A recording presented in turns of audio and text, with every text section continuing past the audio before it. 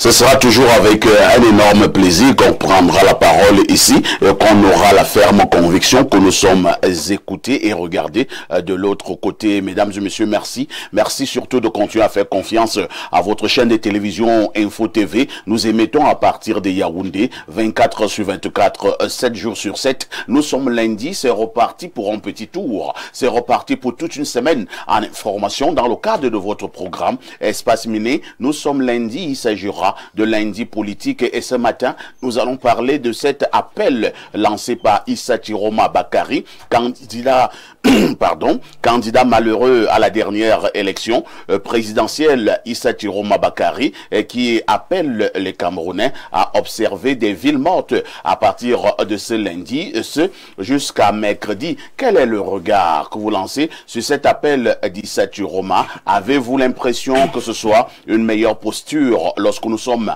en démocratie? De toutes les façons, nous en parlerons ce matin afin que nul n'en ignore. À l'heure où il est, on essaiera également d'évaluer cet appel. On essaiera de comprendre si l'appel d'Issa Chiroma a été entendu au niveau des 10 régions de la République du Cameroun. Au canal 6, mais également au canal 508 sur Canal Plus International. Vous êtes à pic sur votre chaîne de télévision qui monte et qui monte encore. Merci de nous faire confiance. Sam Sévéran Ango, bonjour. Merci, bonjour, parfait ici.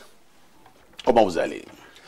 Ça va plutôt bien ce matin de mon côté et jusqu'à ce que je rejoigne vos studios, je voudrais informer la communauté nationale et internationale que au-delà de la petite pluie qui est tombée sur Yaoundé très tôt ce matin et qui a pu ralentir quelques personnes chez elles, eh bien, à partir de cet instant, depuis au moins 40 minutes, Yaoundé fonctionne normalement. Donc, les gens n'ont pas respecté le mot d'ordre que vous avez évoqué en introduction. Donc, la plupart des personnes sont prêtes à sortir, vaquer normalement à leurs occupations. C'est ce que nous sommes venus leur dire prioritairement, de ne pas s'en tenir à des appels de nature irresponsable, parce qu'aujourd'hui, si vous choisissez de ne pas ouvrir votre boutique, je pense que vous serez la seule personne, au-delà du fait d'ailleurs que vous encourez une sanction définitive de la part de l'autorité administrative qui a vocation à sceller définitivement, parce que c'est une forme de désobéissance. C'est un thème inscrit à l'ordre du jour. Vous aurez tout le temps de développer. J'aurai tout le temps, mais comme je bouille, je suis en train de bouillir. Vous êtes étouffé. Étouffé, voilà, parce qu'il ne faut pas que le pays puisse sombrer dans quelque chose. C'est compris.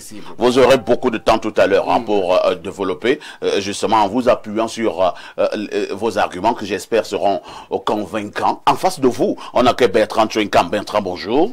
Bonjour également à toi, Parfait. Ici, il faut rappeler que Nelson Mandela, de regretter mémoire, disait déjà à son temps, les mentalités de répression détruisent les États, alors que les mentalités de tolérance construisent les nations. Et puisque je veux la paix pour notre pays, j'ai 30 secondes pétantes pour pouvoir distiller un poème à l'endroit des téléspectateurs. Nous voulons la paix au Cameroun, ici sur les chemins à la plus à propos. Ici où tue la soif même les fleuves sans eau. Ici où l'azur est un autre précipice. Ici où l'on tombe toujours dans le vide. Nous voulons la paix au Cameroun. Ici où l'on reprend du courage que sur des feuilles de chou. Ici où les astres que l'on voit sont apparentés au foie. Ici où le jour est frappé avant de se lever. Ici où vouloir savoir est un délit. Nous voulons la paix au Cameroun. Ici où l'air est un fil qui peut se casser à tout moment. Ici où la peine, la guerre et la guéguerre ont le vent en poupe. Ici où les comportements immoraux et amoureux ont pignon sur rue. Ici où l'on ne voit pas un seul livre dont les caractères jouent franc-jeu. Nous voulons la paix au Cameroun. Ici où les larmes sont traitées à coups de pied. Ici où toute vérité peut devenir un mensonge. Ici où la tristesse nous attriste au point de devenir notre maîtresse. Ici où l'homme n'est qu'une loque. Nous voulons la paix au Cameroun. Nous nous taisons, mais nous y reviendrons. Signé Bertrand Tchenkam, journaliste expert en sciences dures, porte-parole des Kidam, des Rastaquaires et des Tantampions du Cameroun. Au-delà de cette chronique anachronique, je voudrais vous remercier déjà de m'avoir convié à cette messe intellectuelle. Nous avons abandonné les flonflons et les vouvuzela de la ville de cette colline pour être une fois de plus dans ce rififi. Je voudrais aborder la casquette des Césaire dans cahier d'un retour au pays natal. Je voudrais être la voix des sans-voix et l'espoir de ceux-là qui sombrent dans le cachot du désespoir. Merci Bertrand Tchenkam pour votre entrée en matière ce matin. À côté de vous, nous allons accueillir Bernard Owona qui nous a également retrouvés ce matin. Bernard, bonjour.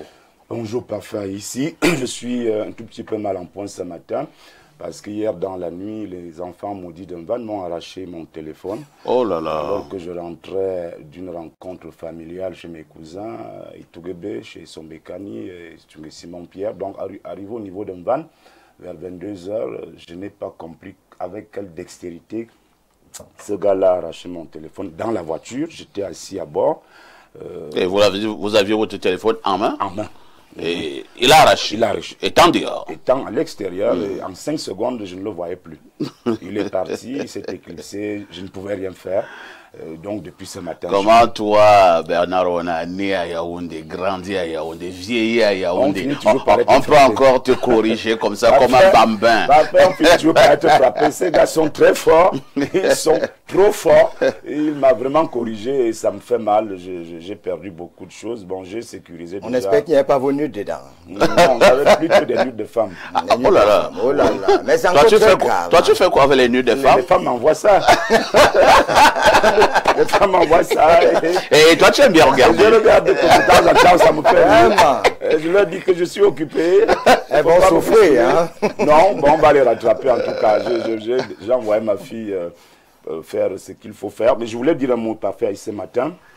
Parce que vous savez, nous les journalistes, nous aimons parler des autres. Oui. Mais rarement, nous prenons le risque de parler de nous-mêmes.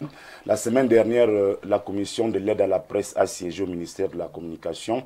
Et je voudrais ce matin, par faillite, en tant que directeur de publication depuis 2004, dire à monsieur le ministre de la Communication que ce n'est pas tolérable ce qui va se passer là. Vous ne pouvez pas prendre la presse, vous ne pouvez pas chosifier les journalistes, vous ne pouvez pas infantiliser, caporaliser les journalistes jusqu'à ce niveau où vous leur proposez 100 millions de francs CFA d'aide à la presse privée, 100 millions, 100 petits millions parfois ici. Alors qu'au Petit Gabon, c'est 500 millions. Je dis au Maroc, au Sénégal, en Côte d'Ivoire, c'est en milliards la subvention. La subvention, là, on appelle ça subvention là-bas. Nous, on a l'aide pitoyable, l'aide indécente aux nécessités, aux indigents de la presse au Cameroun. Vraiment parfois ici, nous-mêmes de la presse là, nous devrions faire un effort. Les DP qui ont déposer les dossiers 54 là-bas pour 100 millions. Si tu divises 54 millions par 54 millions, dossiers 54 dossiers divisé par 100 millions. Bon, encore qu'on... Là, c'est vrai que la presse écrite, hein? Oui, avec la presse écrite, je ne parle pas de l'audiovisuel et cybernétique. Donc, je pense que vraiment, il faut interpeller le ministre de la Communication. Il faut que le président Biyaki se prêtera serment, jeudi certainement, après là, qu'il fasse quelque chose pour que dans l'avenir, la presse soit respectée dans ces pays et qu'on alloue une subvention normale. Normal, je dis normal, parce qu'une chaîne de télévision comme Info TV qui travaille pour sensibiliser, pour divertir, pour éduquer, informer les populations, devrait avoir au minimum ces 100 millions-là pour son appui, pour son accompagnement. Vous prenez 100 millions, vous donnez ça à qui? Combien? Vous donnez à un directeur de publication qui paie des centaines de mille par semaine, vous lui donnez combien? 500 000, 600 000? Donc c'est pas raisonnable, c'est pas bien parfait ici. Le Conseil national de la communication, auquel j'ai appartenu pendant 10 ans, devrait également cesser de jouer les papas fouettards, de sanctionner, d'infliger des sanctions à l'appel. Et le Conseil, lui aussi, doit aider les journalistes, doit interpeller le gouvernement afin que, au-delà du code du respect du code d'éthique et déontologique, que le Conseil national de la communication fasse pression au niveau du gouvernement pour que les entreprises de presse puissent bénéficier d'une bonne subvention, d'un bon soutien financier de la part du gouvernement de la République. Je pense que nous prendrons ce sujet, hein. On le mettra à l'ordre du jour d'ici la fin de la semaine. Le mépris infligé à la presse au Cameroun. J'ai souvent entendu, hein, Bernard, dire que la presse, c'est un pouvoir, le quatrième pouvoir. Oui, c'est la moquerie. Est-ce qu'un pouvoir pleurniche? Non. Vous qui êtes de la presse, faites comprendre que vous avez un pouvoir. Parfait. Ici, ce qu'il faut faire, c'est d'abord de laisser l'État avec ses 100 millions. Ça veut dire que moi, je condamne ceux qui vont aller prendre les 400 000, les 500 000 là-bas. C'est pour la bière. C'est pour la bière. Il faut laisser l'État avec ses 100 petits millions-là et continuer à faire comme nous faisons là. Voilà. Vous avez vu pendant cette campagne électorale, on n'a rien donné à la presse. Rien du tout. Rien, même pas un copec pour la presse. Mais la presse a joué un rôle formidable jusqu'à présent. Et continue à jouer un rôle important. Nous allons quand Sam parlait tout à l'heure là c'est la sensibilisation. Sensibiliser. C'est notre travail, c'est notre mission. Mais qui tient même compte de ça, finalement? C'est écœurant, hein, ben, vraiment.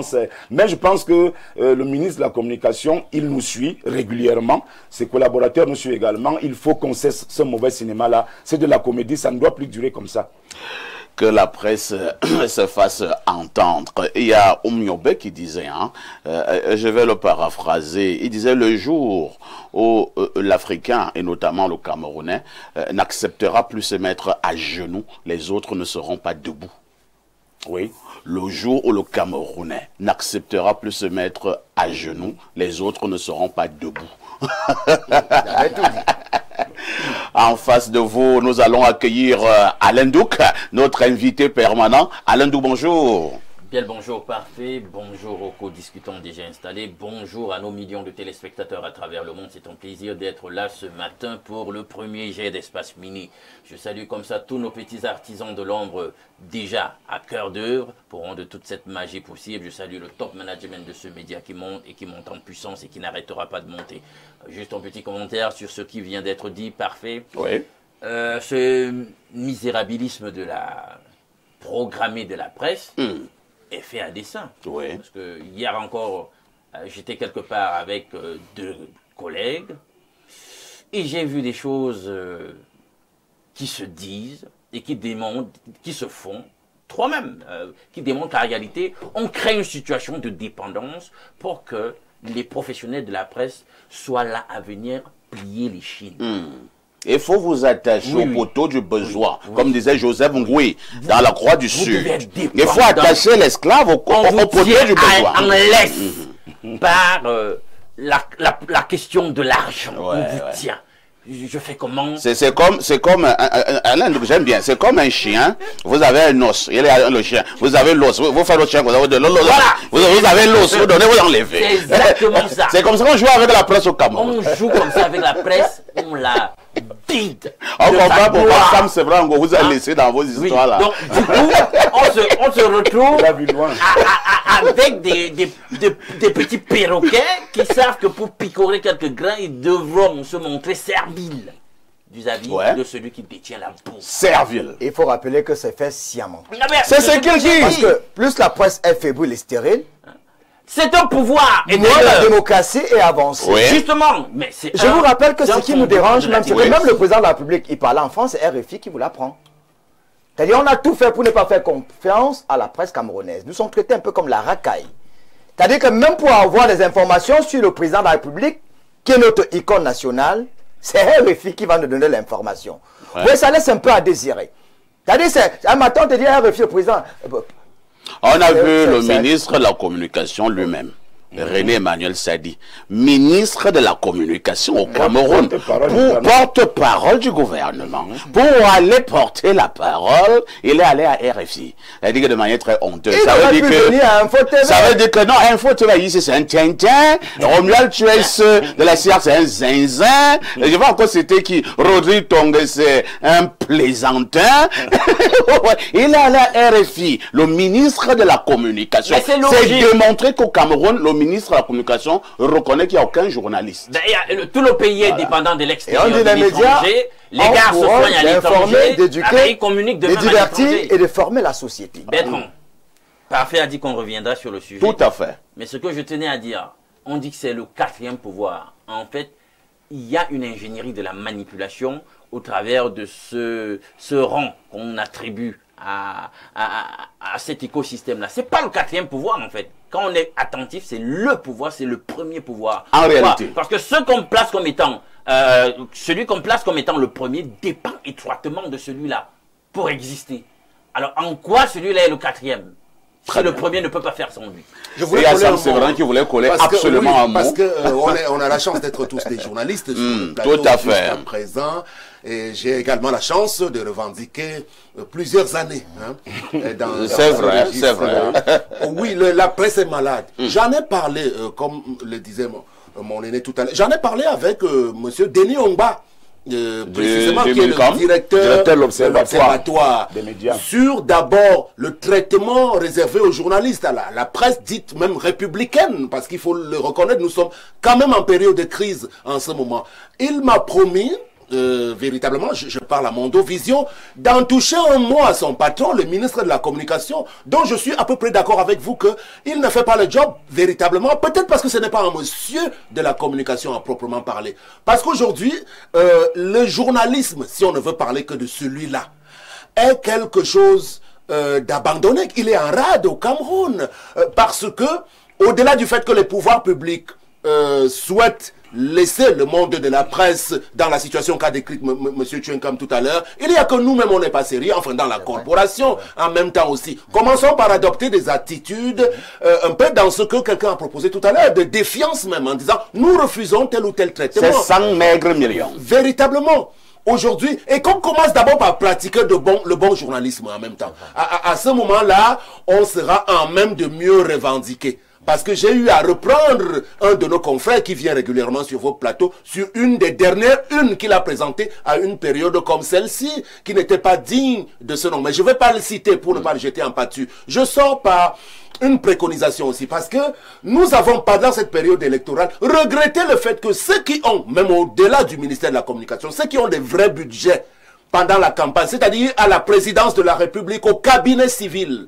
Parce qu'au cabinet civil, il y a eu quand même quelques autres personnalités de très haut niveau qui savaient gérer ces situations. Je parle du cas de Martin Belinga et Boutou. Moi, je ne l'ai pas pratiqué véritablement, mais tous ceux qui l'ont côtoyé font de bons témoignages de la justesse et de la manière avec laquelle ils savaient régler un certain type de problème, y compris au niveau de la communication globale, oui, aujourd'hui, pour sauver le pays. Donc aujourd'hui, on a eu droit à des prises en charge, à des traitements sélectifs vis-à-vis de quelques amis, quelques copains. Moi, même au niveau des organisations de la société civile, moi je suis président national du Serbie, j'ai adressé 2 ou 3 courriers à la présidence, j'ai des décharges de la DSP. J'ai même parlé avec monsieur Atangaramanda, qui est un ancien journaliste, qui est là-bas au cabinet civil, mais qui n'a pas transmis pour que on puisse réguler tout cela. Parce que, reconnaissons-le, même en Europe aujourd'hui, en France, que je connais un peu, la presse est subventionnée véritablement. Donc aujourd'hui, on ne va pas faire comme si on demandait de l'aumône, mais on peut être efficacement accompagné.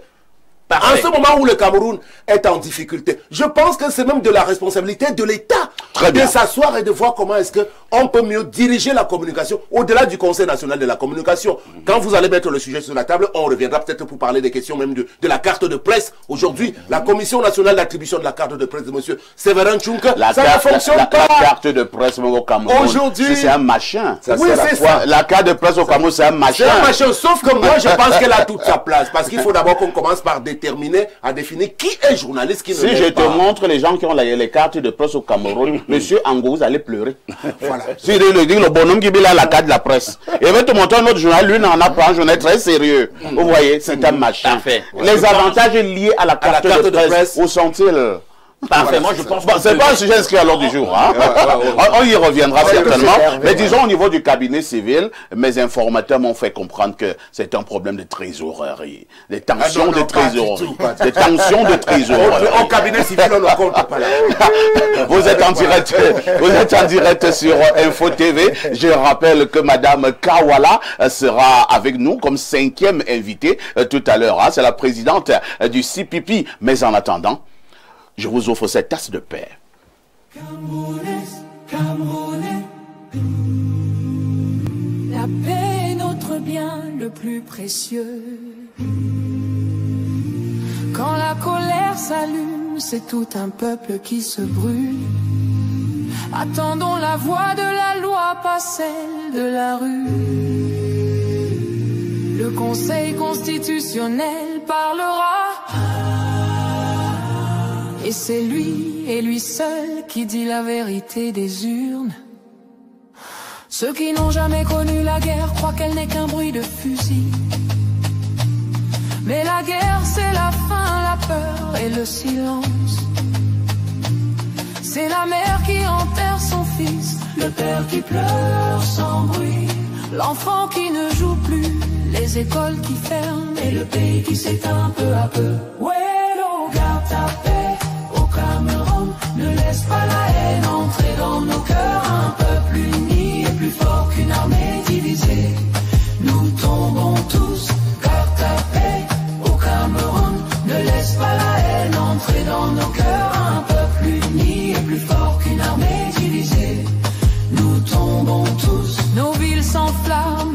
ne s'égare. Certains croient se battre pour la justice, mais la justice ne brûle pas les maisons, la haine ne construit rien. Chaque pierre jetée détruit l'avenir. Chaque blessé est une cicatrice sur la nation. Refusons la violence, refusons les manipulations. Écoutons la raison, pas les colères. Ouais, non, garde ta paix au Cameroun. Ne laisse pas la haine entrer dans nos cœurs. Un peuple uni est plus fort qu'une armée divisée. Nous tombons. Ouais, non, garde ta paix au Cameroun. Ne laisse pas la haine entrer dans nos cœurs. Un peuple uni est plus fort qu'une armée divisée. Nous tombons tous. Cameroun, garde ta paix. Ne prête pas ton âme au cri de la guerre. La paix n'a pas de prix et sans elle aucun rêve n'est possible. La guerre c'est aussi les hôpitaux vides, l'eau qu'on ne boit plus, les enfants sans école, les routes sans fin et des décennies pour se relever. Demandez au Rwanda, au Libéria, la guerre ne finit jamais vraiment. La guerre ne finit jamais vraiment. La guerre ne finit jamais. La guerre ne finit jamais.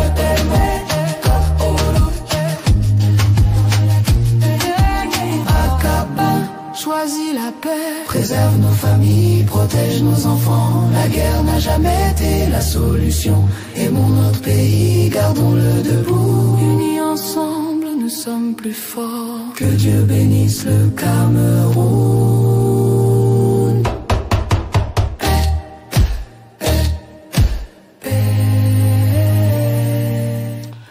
La guerre n'a jamais été la solution. La paix n'a pas de prix. Que Dieu bénisse le Cameroun. Claudia, bonjour. Bonjour, parfait ici. Bonjour à tous les téléspectateurs qu'on retrouve nombreux ce lundi matin. Le week-end? Le week-end a été super de mon côté. Merveilleux. De votre côté? Oh, ça va. Si vous avez la veste carrelée, c'est sûr que ça s'est bien passé. Vous recommencez avec vos histoires de veste carrelée. Mais nous, on adore. Nous, on adore. J'étais au village pour accompagner un grand frère à sa dernière demeure. Nous l'appelions affectueusement Papy. C'est Armand. Oui. Il était un conducteur du côté de l'UNICEF, un monsieur bien. Et il est parti à près de 50 ans. Près de 50 ans, à la fleur de l'âge. Ouais. Il est parti. J'ai la nette impression que de plus en plus, les bonnes personnes ne vivent pas longtemps au Cameroun. Hein. Ah oui. Il n'y a que des hiboux qui vieillissent. Est-ce qu'il faut donc commencer à faire du mal? Qui est hibou alors? Non, ça c'est un débat que je lance. Hein. Faites un tour. De plus en plus, quand tu entends quelqu'un est mort, tu dis hey, c'est une bonne personne, généreux. On a parlé dernièrement, c'est une bonne personne, généreuse. On a parlé dernièrement du maire d'Obala. Ah oui. Bonne personne. Il est mort dernièrement. Elles sont nombreuses, hein, ces personnes. Mais tu vas voir des gens méchants, aigris, jaloux, sorciers. Et on te dit qu'il a 82 ans. Il a 85. Et quand tu n'aurais pas encore avoir 15 ans de plus.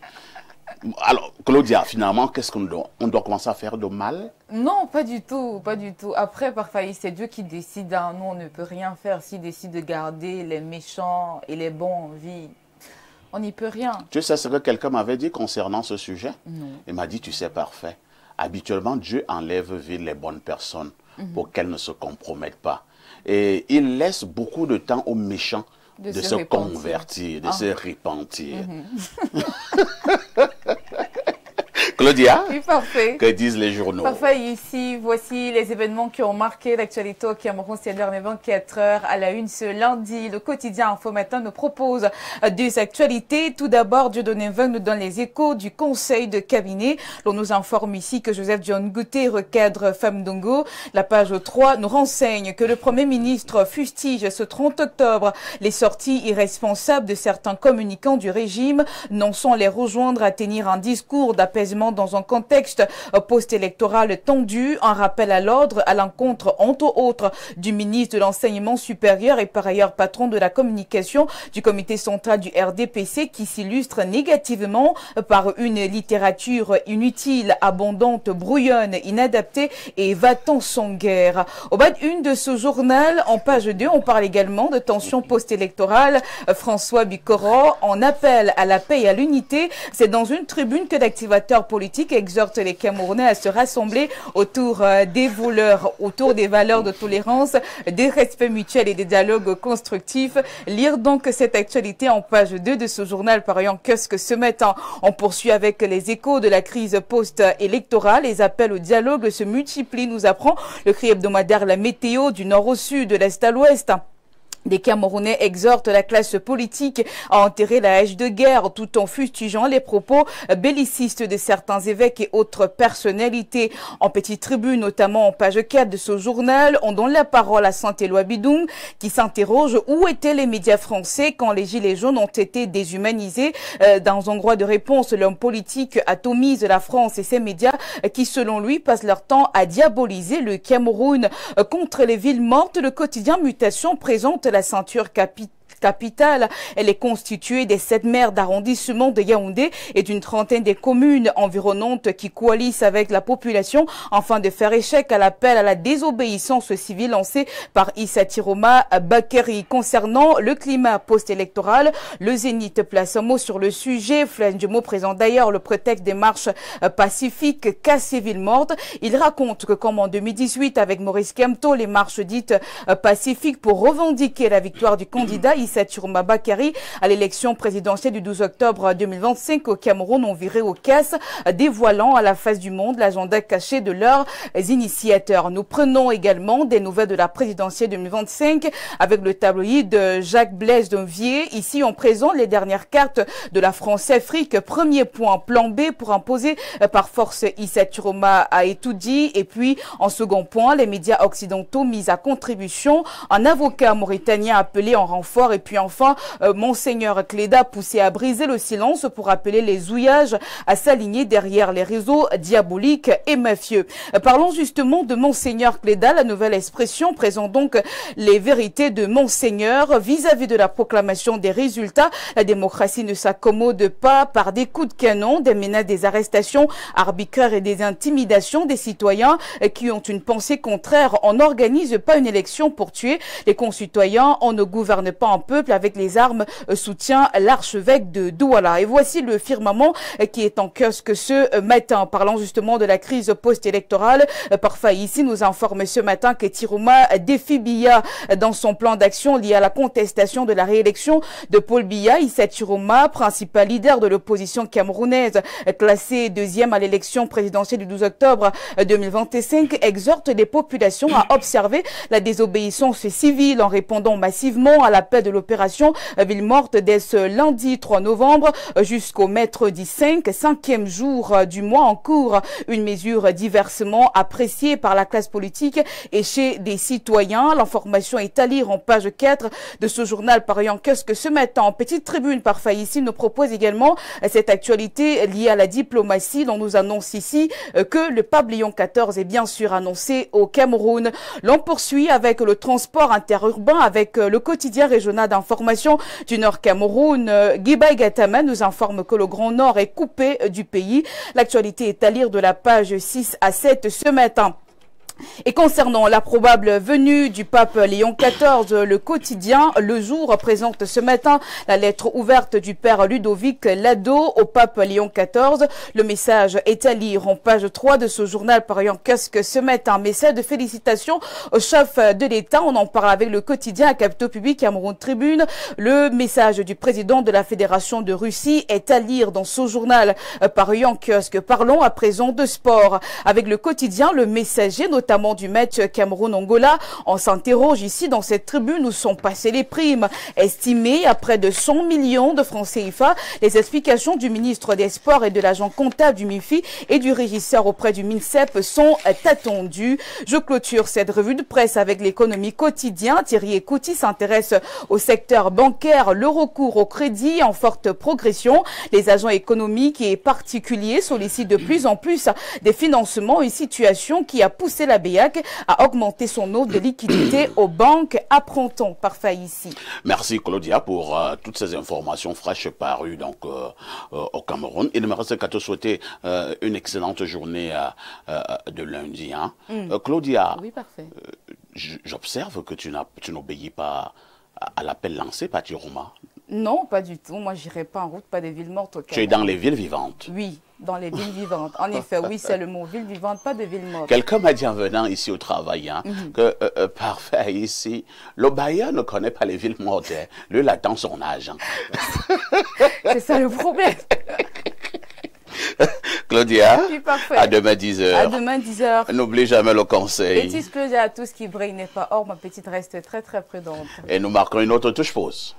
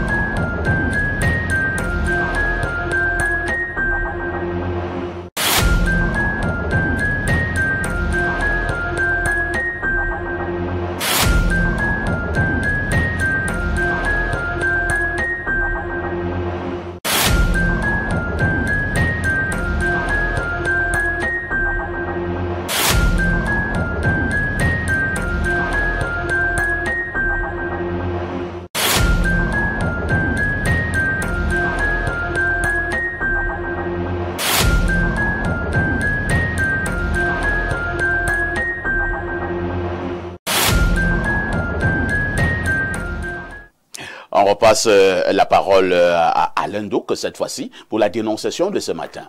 Bien, parfait. Avant la dénonciation du jour, nous allons faire un retour sur une dénonciation que nous avons faite ici il y a environ 2 semaines.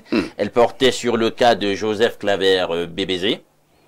Qui était accidenté. Qui avait eu un problème dans sa structure. Simako Sinafsim, c'était le nom du consortium en question. Donc, Simako Sinafsim a donné une réponse. C'est-à-dire a agi en réponse à notre dénonciation. C'est quoi, c'est un droit de réponse? Non, c'est pas un droit de réponse. Je dis qu'ils ont réagi favorablement après notre dénonciation. Est-ce qu'ils ont sorti de l'argent? Bon, ils ont dit qu'ils vont porter une assistance pour prendre à charge les frais médicaux, mais je tiens quand même à rappeler ici qu'il ne faudrait pas s'arrêter en si bon chemin. Non. Si nous sommes encore dans l'histoire, qu'ils ont dit qu'ils vont, est-ce qu'ils ont déjà commencé à prendre en charge? Est-ce que le garçon qui avait été sinistré est déjà pris en charge? Non, si je m'en tiens à ce qui m'a dit. Ça veut dire qu'ils n'ont encore rien fait. Voilà, ils n'ont encore rien fait. Et il faut qu'on continue à condamner ça. Il faut qu'ils le fassent. Vous voyez donc que c'est une structure méchante. Voilà, il faut qu'ils le fassent. Vous dites que la structure là s'appelle comment? C'est Simako Sinafcam, hein? C'est quoi là? Attends. Simako Sinafsim. Simako, C-I-M-A-C-O. Ils sont basés à EDEA. Voilà. Et puis Sinafsim, c'est S-I-N-A-F-C-I-M. J'ai peur qu'ils ne jouent en dilatoire. Ils ne doivent pas, même s'ils prennent même à charge les frais médicaux en question, ils ne doivent pas s'arrêter là.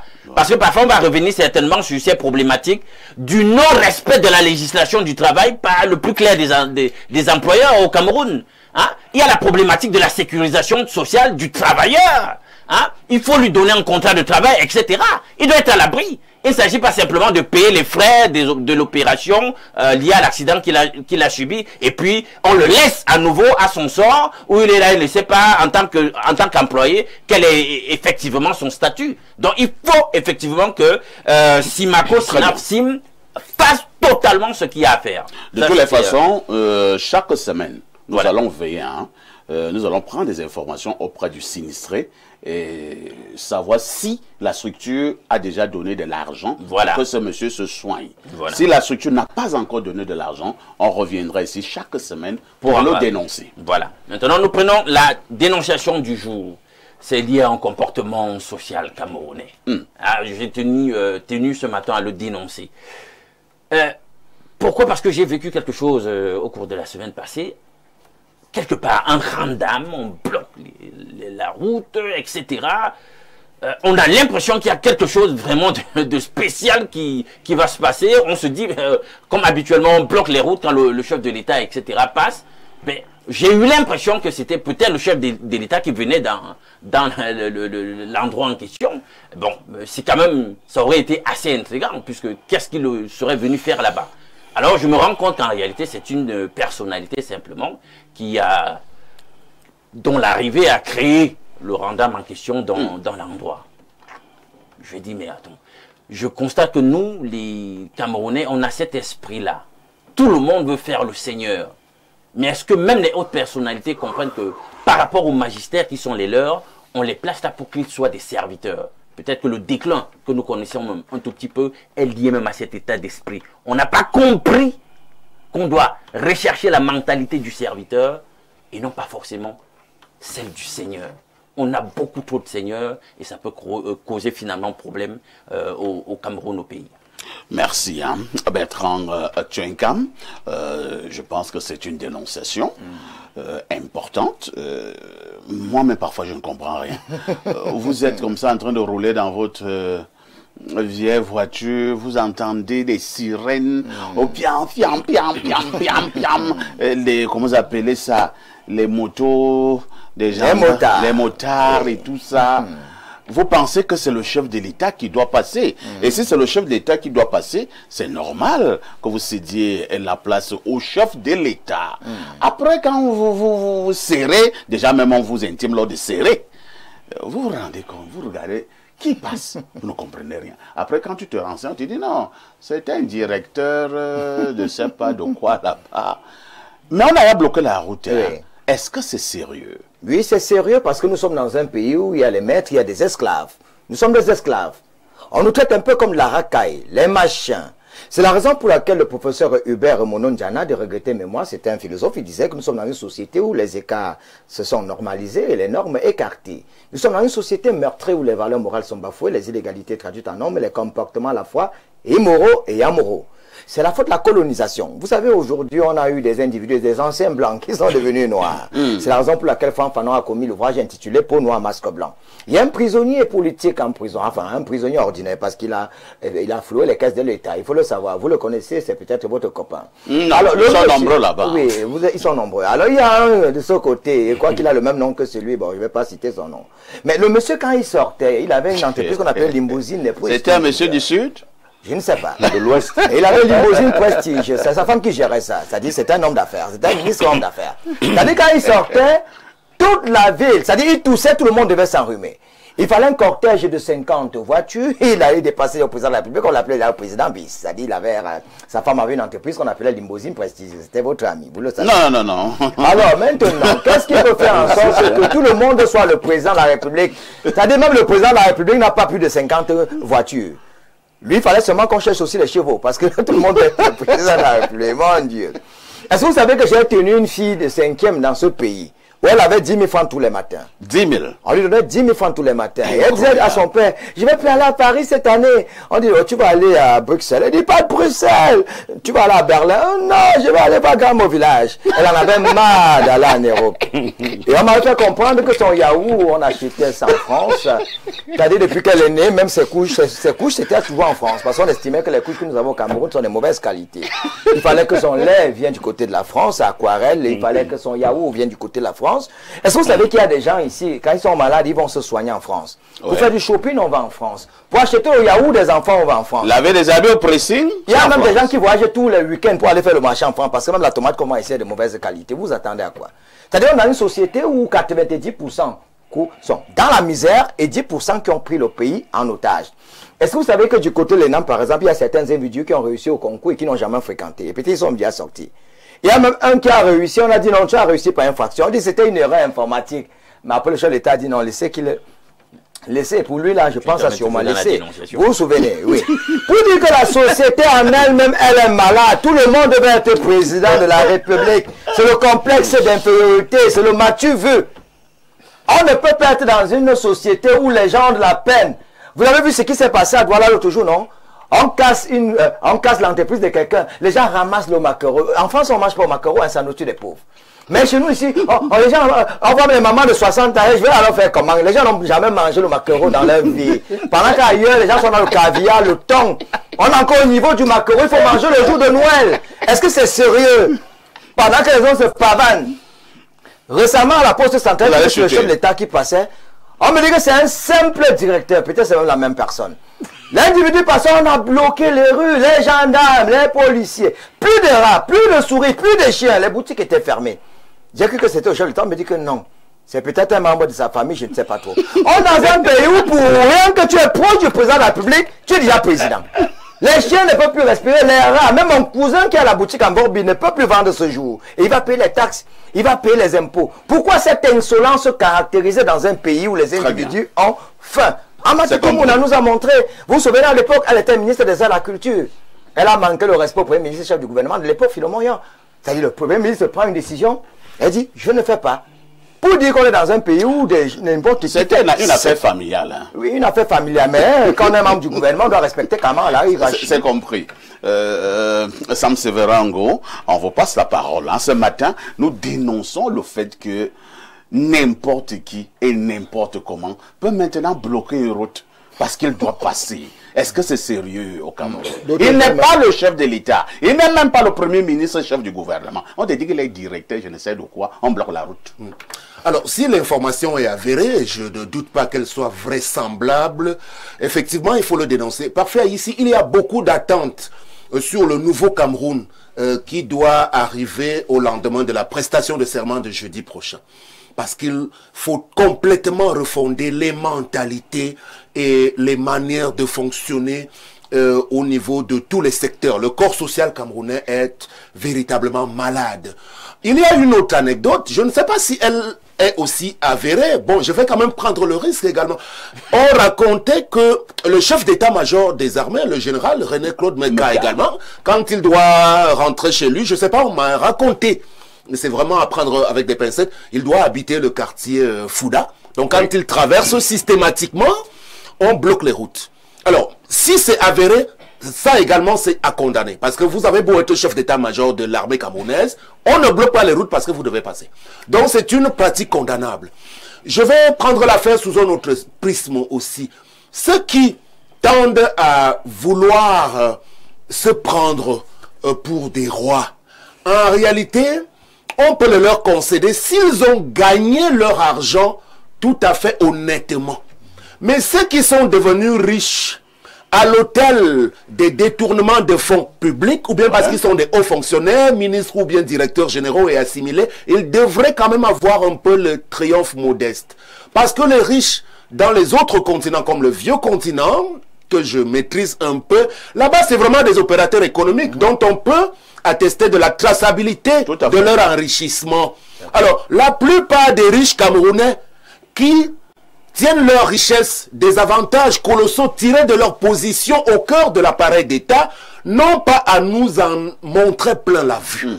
Et c'est pour cela qu'il va falloir qu'on sorte un peu de ces oripeaux-là et aller à une république exemplaire où les gens minimalement, à la limite même, vous savez, monsieur Haïssi, ceux qui détiennent véritablement des avoirs importants, ça peut être du fait de leur nature, de leur naissance, parce qu'on ne va pas également faire le procès, parce que j'ai entendu M. Tchenkam vouloir s'en prendre à une jeune fille qui est née avec une cuillère à la bouche. À cela aussi, il va falloir quand même qu'on ne leur fasse pas le procès parce qu'ils sont bien nés. À la limite. Je prends l'exemple. C'est pas de leur faute. Voilà. Alors, je vais prendre un bel exemple qui a très souvent été cité. C'est le cas de l'enfant du chef de l'État, Monsieur Franck Emmanuel Biya. Monsieur Parfait, ici, je vous fais un témoignage. Je reviens de l'Europe. Je suis arrivé à Monaco il y avait une idée reçue, je parle sous votre contrôle, où on racontait que M. Franck Biya détient d'importantes, j'allais dire, des domaines colossaux. Non, on va montrer, c'est un appartement dans un immeuble. On peut le lui concéder, il peut acheter un appartement dans une ville française. C'est quelqu'un dont le détachement, un peu à l'image de son père, est légendaire au Cameroun aujourd'hui. Donc, les véritables enfants gâtés doivent faire profil bas et ils le font. Il y en a, j'en connais beaucoup également sur la place camerounaise. Il y en a qui ne se font pas profil bas. Qui font profil Vous avez pris l'exemple de Franck Biya. Soyez son ami, ne soyez pas son ami, mais reconnaissez que ce garçon, il est humble. Il ne se fait pas voir. Pas du tout. Mais nous avons d'autres enfants aussi, des riches là dehors. Vraiment, nous en avons bleu les poumons. C'est-à-dire qu'il vous étouffe. Il arrive même en boîte de nuit. Il arrive en boîte de nuit. Dès qu'il entre comme ça en boîte de nuit, pendant qu'il est là, personne d'autre n'entre. Voilà. Parfois, il entre en boîte de nuit, il exige qu'on mette tout le monde dehors et il doit être là avec sa copine. Parce qu'il fait faire plaisir à sa copine. Voilà. Bon, il en est également de quelques autres champions sur la place. Je connais Nicolas Nkoulou, qui a été footballeur à un très haut niveau. Il est très effacé. Très effacé. Il y a l'enfant du premier ministre qu'on a cité tout à l'heure, John Gouté. Il y a un de ses enfants qui est administrateur civil dans ma région au sud. On ne le voit pas, on ne sait pas si on ne vous dit pas que c'est l'enfant du premier ministre, un peu à l'image de son père également, John Gouté. Donc ça, ce sont des exemples qu'il faut applaudir. Mais ceux qui veulent faire du tapage à leur passage, à la limite, c'est ceux qui peut-être ont été surpris d'ailleurs par les lumières, mais il faut dire que le pays que nous voulons voir bâtir doit être assis sur des bases saines aujourd'hui, où on respecte, parce que le respect de la personne humaine est d'ailleurs, c'est même biblique, à la limite il faut respecter autrui, il faut admirer son prochain, aider, venir en aide à son prochain. Ça commence donc par une attitude humble qui doit s'imposer à nous-mêmes. Bernard Owona, tout cela peut également être assimilé à ce qu'on peut appeler le trafic d'influence. Hein? C'est-à-dire que j'ai rencontré les gens dans ce pays, Bernard Owona. Il a sa carte de visite, hein? Sa carte de visite. Il met bien son nom, et là on met fonction, il écrit « neveu du chef de l'État ». Oui, ça existe. C'est-à-dire, voilà sa carte de visite. C'est sa profession. Est-ce que c'est sérieux? Profession neveu du chef de l'État. Enfin, ici, j'ai suivi Tchenkam, j'ai suivi Sam Serera. Je pense que tout le monde est d'accord sur ce que ces sirènes-là étouffent les habitants de Yaoundé. Je ne sais pas ce que prévoit la législation, je ne sais pas ce que dit la législation. Je ne sais pas qui a droit au cortège avec sirène et motard. Il y a même un autre côté que vous avez oublié. Les week-ends, nous souffrons des sirènes des corbillards. Ouais. C'est-à-dire que quand on est à Yaoundé, on souffre beaucoup. Les gens qui sont à Garoua, Douala, ne savent pas ce que nous subissons à Yaoundé. Parce que vous êtes avec le chef de l'État à Yaoundé, vous êtes avec le Premier ministre à Yaoundé, vous êtes avec tout le gouvernement et toutes les autres personnalités là. Tout le monde a son cortège. J'habite à Oza, il y a des ministres qui habitent de ce côté-là. Je vous assure que quand vous croisez certains cortèges, je vous assure que vous avez intérêt à vous garer. Vous avez intérêt parce que c'est pas facile. Il y a un secrétaire d'État qui habite de ce côté. C'est violent en termes de... C'est les V8. C'est les V8, hein, ils sont au moins 4 ou 5. Oui, monsieur, on a juste une seconde. Parce qu'il faut rappeler, parfait, ici, que cela est régulé, c'est réglementé. En matière d'escorte, le sous-préfet, son escorte ne doit pas dépasser 2 véhicules. Par exemple, un sous-préfet. Mais il y en a qui ont généralement pris soin d'aller au-delà. Par exemple, l'actuel vice-président du Sénat, monsieur Robert Nkili, quand il était ministre des Transports, quand il débarque à Douala, c'était un très très long cortège. Donc il va falloir que tout cela, on commence à revenir à la bonne mesure. Ce n'est un secrétaire d'État, comme vous le dites. Bon, alors, il n'a pas rang de ministre plein. Je ne vois pas comment il peut avoir une escorte où on fait beaucoup de bouquins. Ce sont des gens effacés. Et l'escorte, là, même ça à quoi dans un pays qui a faim? Alors, on n'en a pas besoin. On a peur de qui? Ici, nous avons un problème, c'est que... Mais là, on a tout, sans toutefois te couper. Il y a même également eu un autre phénomène dernièrement. Et là, je pense que, sauf si je me trompe, le ministre délégué à la présidence en charge de la défense, M. Betty Assomon, avait frappé du poing sur la table. C'est-à-dire que un ministre est arrivé, je sais pas où, et il s'est fait donner des honneurs. Il s'est fait donner des honneurs à tort et à travers. Honneur militaire. Honneur militaire. Il paraît également que c'est réglementé. Oui, c'est réglementé. Et même Madame Et je pense que le MINDEF était sorti pour rétablir l'ordre et dire que cela cesse. Oui. Donc à Yaoundé, nous avons ce problème parfois ici. Ce qui gêne le plus, ça c'est ça que je dois insister dessus, c'est que nous n'avons pas de route. Nous n'avons pas de route à Yaoundé. Et vous pouvez imaginer que lorsque vous êtes dans des embouteillages, dans des bouchons interminables dans la ville, des gens vous bousculent avec violence. Ouais. Avec leur V8. Avec leur V8, avec leur gyrophare et tout le reste, et les motards, ça devient insupportable dans la capitale. Si vous habitez Ouarda, si vous êtes du côté de Ouarda, là vous êtes mort parce que au quotidien, vous ne vivez que sous l'emprise de ces sirènes où les personnalités passent, le sous-préfet passe, le préfet passe, le gouverneur passe, le chef d'état-major passe, le premier ministre, tout le monde passe et ça devient compliqué. Alors quand le président lui passe, vous connaissez la suite, on ferme tout, personne ne respire, personne ne vit plus et ça devient compliqué pour les habitants de Yaoundé parce que ceux qui sont à Douala ne savent pas ce qu'on endure. C'est un privilège d'habiter Yaoundé, c'est vrai, mais je vous assure que c'est des sacrifices qu'on fait parfois parce que quand le président passe, on vous bloque. Je me souviens la dernière fois le président venait de Womoka. La dernière fois qu'il a séjourné là-bas, c'était par rapport à cette élection. On nous a bloqué au niveau de Ahala. On a fait 2h30 minutes. Je suis sorti de la voiture, je suis allé m'asseoir dans un bar. Parce qu'il n'y avait pas moyen. Vous ne bougez pas. Donc on subit ces sirènes, on subit ces cortèges. Mais je pense qu'il faut bien que cela soit suffisamment bien régulé pour que les populations ne soient pas étouffées au quotidien. Alain Douk, est-ce qu'il n'est pas temps que les autorités en charge de réguler ces affaires puissent effectivement faire des sorties? Nous avons la ferme conviction qu'il y a une réglementation en la matière. Qui a droit à un cortège? Et un cortège de combien de véhicules? Qui peut, ou bien dans quel événement? Ou alors qui peut avoir le prestige de faire en sorte qu'on puisse couper momentanément la voie publique parce qu'elle doit passer? Est-ce que les autorités ne doivent pas faire des sorties pour que nous soyons fixés au niveau du Cameroun? Je n'ose même pas parler d'autres personnes. Hein. C'est-à-dire que parce qu'il a une petite tenue, il met le chapeau devant son béret au niveau de... devant son véhicule et il pense également qu'il a la priorité. Quand il passe, vous devez écarter. Parfait, ici vous oubliez qu'être membre de la famille présidentielle, c'est déjà un emploi.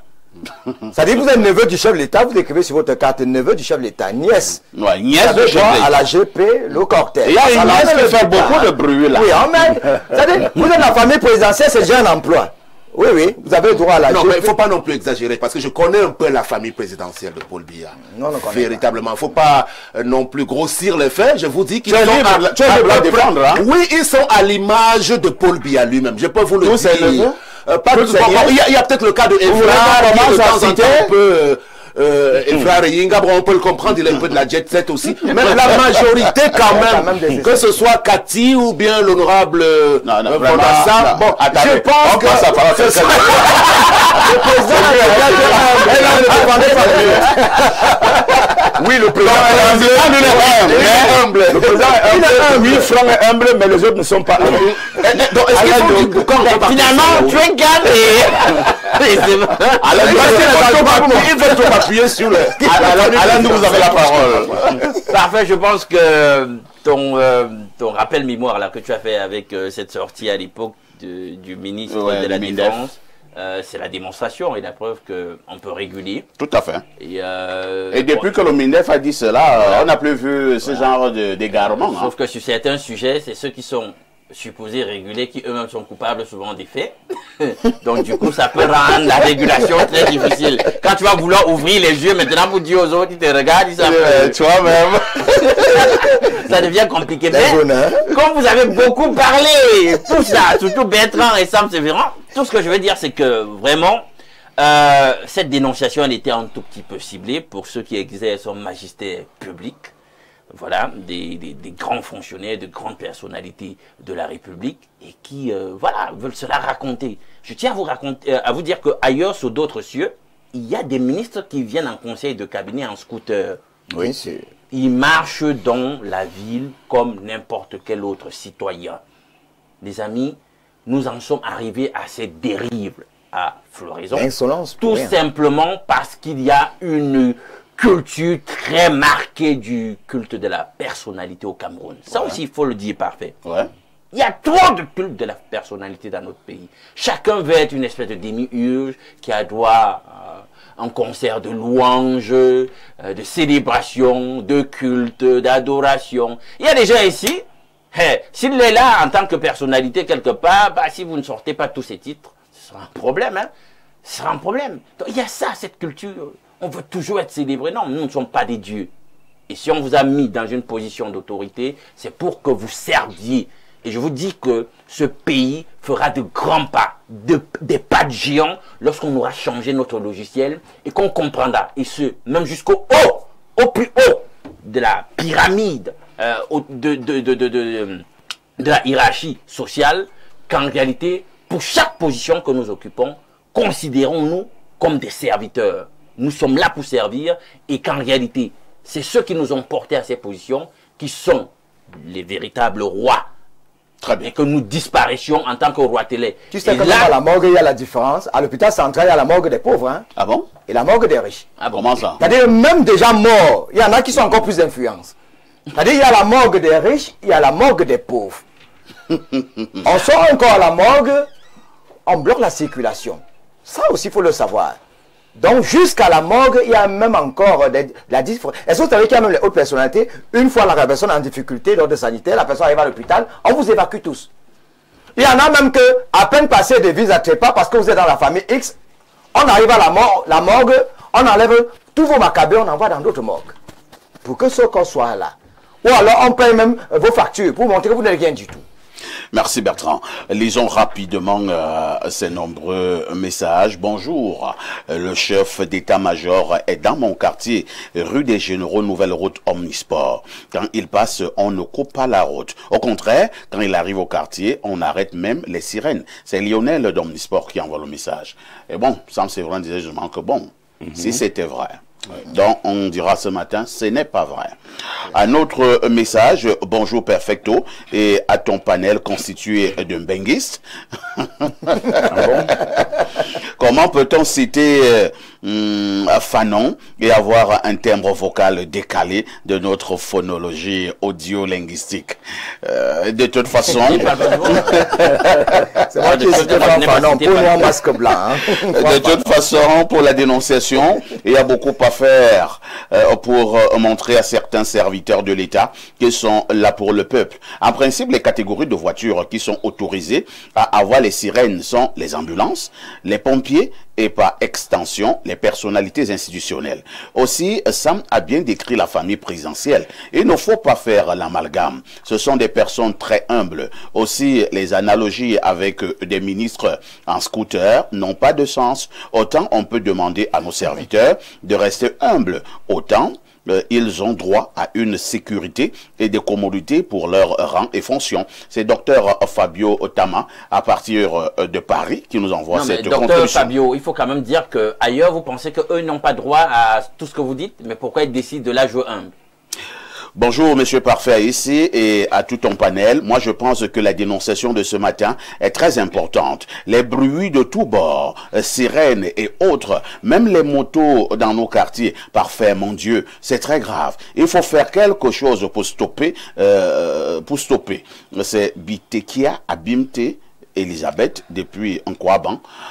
Merci. Oui, surtout les week-ends. Hein. Cette affaire aussi des motos là. Oh là là. Parce que quelqu'un est mort et on va prendre 100 motos et ça donne ce que Bernard appelle un tintamarre total. Non, c'est pas vite. Qui a dit que pour honorer absolument un corps, bien il faut trop de motos avec des bruits wa wa wa wa wa wa. Oh. Sans compter que la veille on bloque la route, la circulation. Bonjour Parfait ici. Les présidents même des 2-0 ne nous lâchent pas au quartier dans les mêmes systèmes. Bertrand Belinga depuis Yaoundé. Les présidents du 2-0, ils ont les sirènes.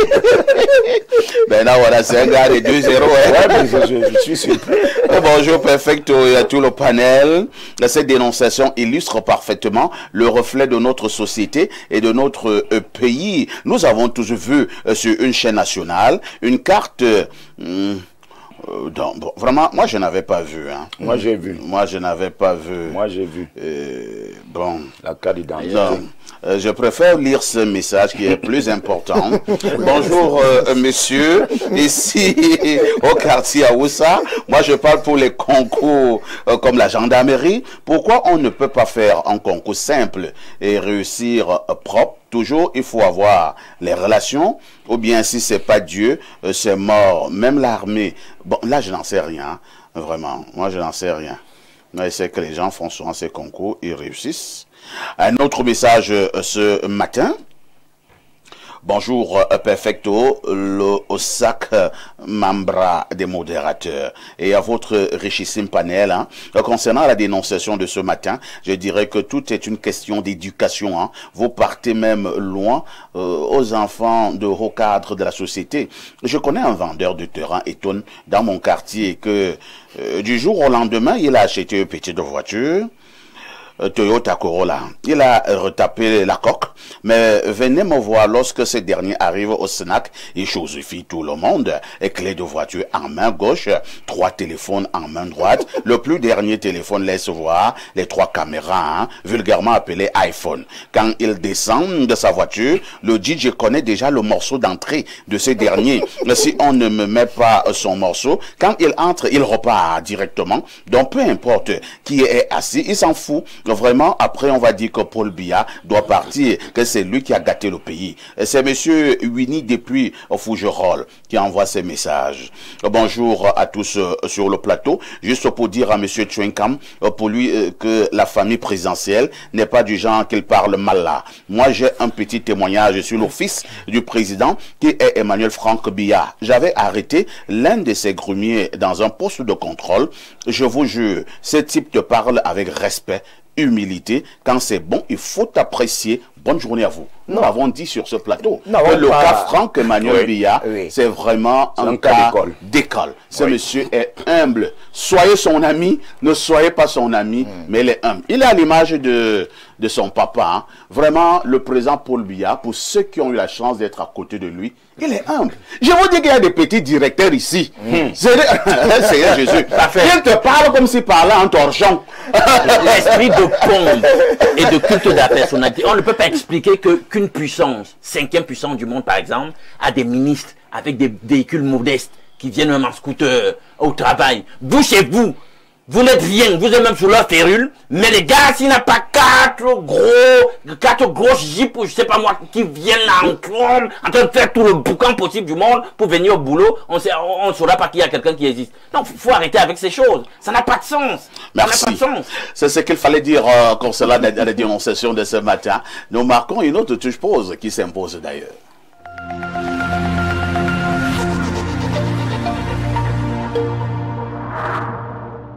Depuis plus de 20 ans, Downstream Consulting SA est le partenaire stratégique de référence dans le secteur pétrolier aval au Cameroun et en Afrique centrale. Protection de l'environnement, études d'impact et audits environnementaux, gestion des risques industriels, gestion en mandat des stations Tradex, placement temporaire du personnel. Nous garantissons la performance et la sécurité de vos projets. À travers notre centre de formation, nous préparons les professionnels de demain au métier du pétrole, de la sécurité au travail et de la gestion des stations-service. Downstream Consulting SA, c'est aussi la mise à disposition de personnel qualifié, gage de performance pour les entreprises nationales et régionales. Downstream Consulting SA, des solutions d'intelligence au service de vos ambitions.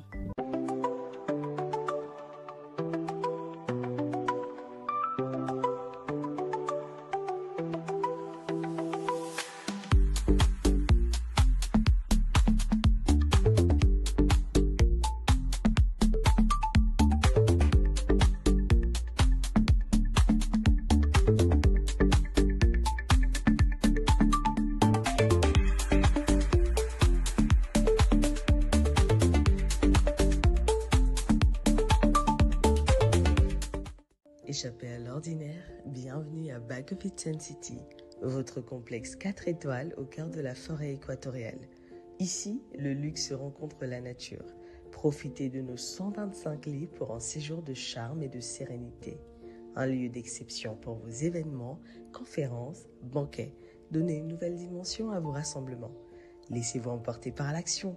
Football, basketball, des infrastructures sportives modernes dans un environnement unique.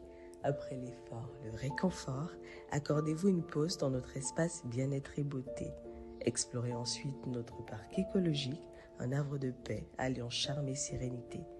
Bag of It Sun City, plus qu'un séjour, une évasion. Réservez votre expérience inoubliable dès aujourd'hui.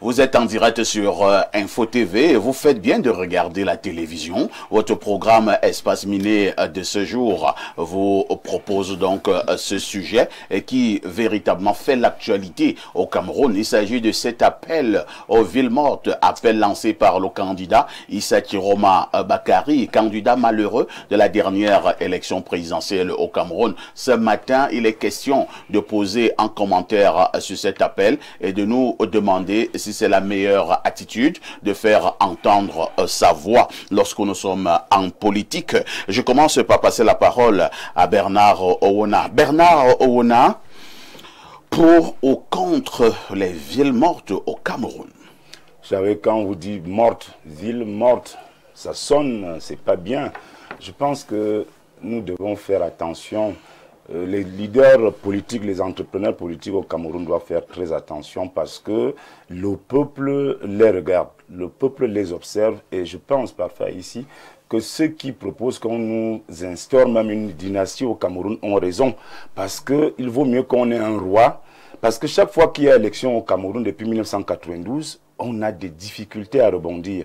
C'est difficile. Avant, pendant et après les élections présidentielles au Cameroun, la vie s'arrête, la psychose est installée, les gens ne vaguent pas comme ça se doit à leurs occupations. Les appels de villes mortes, est-ce que ceux qui lancent ces appels-là sont sérieux? Est-ce qu'ils sont responsables? Parce qu'aujourd'hui, parfois ici, on vous dira que le kilo de viande coûte déjà 5 000 francs. Ah bon? Oui, 3 tomates coûtent 200 francs. Les gens n'arrivent plus à manger à leur faim. Les gens ne se déplacent plus. Il n'y a pas de voyage. Par exemple, vous avez vu le journal L'Air du Sahel qui vous a dit que le Grand Nord est coupé du reste du pays. J'ai un ami qui devait aller enterrer un proche à Ibolova le week-end. C'était pas facile pour lui pour trouver un moyen de transport parce que les agents de voyage ne fonctionnent pas. Tout est paralysé, tout est bloqué. Est-ce que c'est donc comme ça que nous devons construire notre pays, nous devons faire développer notre pays? Moi, je pense que nous devons sortir de de la tension post-électorale pour que, une fois les résultats proclamés officiellement par l'instance que tout le monde connaît, le Conseil constitutionnel, chacun doit revenir à des meilleurs sentiments. Donc ici, la semaine passée, j'interpellais le président du FSNC, monsieur Issa Chiroma Bakari. Je disais qu'il devait prendre la parole parfois ici pour essayer d'apaiser, pour essayer de calmer, pour essayer d'amener ce peuple qui ne veut que du bien pour notre pays. Parce qu'on ne peut pas faire ici. Quand vous décrétez les villes mortes, est-ce que vous vous rendez compte du mal que vous faites aux populations? Les gens doivent manger quoi? Les gens doivent aller se soigner, les gens doivent se déplacer. Imaginez-vous quand tout le pays est paralysé. À l'ouest, il n'y a pas de voyage. Au nord, il n'y a pas de voyage. À l'est, il n'y a pas de voyage. Comment les gens doivent se comporter quand ils ont des problèmes dans leur famille, dans leur village? Comment les gens doivent faire pour qu'ils rejoignent leur famille pour un deuil? Comment les gens doivent faire pour manger à Yaoundé, à Douala? Maintenant que vous voulez que tout soit bloqué, tout soit paralysé. Moi, je pense que parfois ici, nous devons, nous en tant que journalistes et en tant que panélistes sur ce plateau, demander à tous les entrepreneurs politiques de revenir à des meilleurs sentiments. Parce qu'au-delà des ambitions personnelles, au-delà des ambitions légitimes, il y a quand même le Cameroun, il y a les Camerounais. Parfois ici, les filles d'Issa Chiroma Bakari sont aux États-Unis. Ah bon? Elles se la coulent très douce là-bas. Les filles d'Issa Chiroma Bakari sont... Vous avez les éléments de preuve? Bien sûr que oui, il n'a fait que des filles, il n'a pas de garçons. Je dis que ces filles, la seule qui était avec lui ici pendant l'élection, elle est docteur, elle est docteur. C'est elle qui accompagnait son père dans son plan de campagne ici à travers les 10 régions. Donc, quand vous avez vos enfants aux États-Unis qui vivent bien là-bas, qui sont en sécurité, qui sont au chaud, vraiment laissez les pauvres fils des fous camerounais vaquer à leurs occupations, chercher leur pitance quotidienne, parce que demander aux Camerounais de fermer boutique, de ne pas travailler, je ne sais pas qui viendra leur donner l'argent. Comme tu le disais tantôt, le bailleur ne connaît pas les villes mortes. La santé même ne connaît pas de ville morte, parce que dès que vous avez un enfant malade tout de suite parfois ici, il n'y a pas de ville morte, il faut sauver ton enfant. L'enfant, il faut l'amener à l'hôpital, il faut de l'argent. Les gens doivent manger au moins une fois dans notre pays, parce que pour manger 3 fois, il faut être de la catégorie des gens comme vous. Non, tu n'es pas sûr. Tout le monde ne peut pas manger 3 fois. Ne fais pas en sorte qu'on m'agresse pour rien. D'accord. Bon, moi-même, je tire le diable par la queue. Donc, je voulais, pour terminer par ça, dire que, messieurs les hommes politiques, messieurs les entrepreneurs politiques, de grâce, quand on a fini avec une élection, on doit passer à autre chose. Peu importe qui a gagné, peu importe qui a perdu, le plus important, c'est que le Cameroun reste debout. Merci Bernard Oona. Le plus important est que le Cameroun reste debout, selon Bernard. Bertrand Tchouenkam, Issa Chiroma pense que c'est l'une des solutions pour faire tomber le régime. Il parle de victoire volée et il dit qu'il se bat pour nous les Camerounais. Il a d'ailleurs juré qu'il ne nous trahira pas. Il a d'abord demandé aux gens de descendre dans la rue au niveau des 10 régions du pays. Maintenant, il monte d'un cran et il demande maintenant d'observer 3 jours de villes mortes. C'est-à-dire de lundi à mercredi, tout est mort. Quel est le regard que vous posez sur cette nouvelle attitude du candidat malheureux à cette élection présidentielle au Cameroun, M. Issa Chiroma? Je remarque néanmoins que lorsque les éléphants bagarrent, ce sont les herbes qui vont en pâtir. Et les conséquences sont légion. C'est une situation qui est plutôt macabre, fracassante, unique et cynique. Et les conséquences sont négatives pour la plupart, il faut le savoir. Parce que gérer, c'est prévoir. Il faut être avant-gardiste, il faut avoir des perspectives, il faut avoir des prévisions. Quand on reste dans la prédiction, ça prête à confusion. Bonjour, la désolation.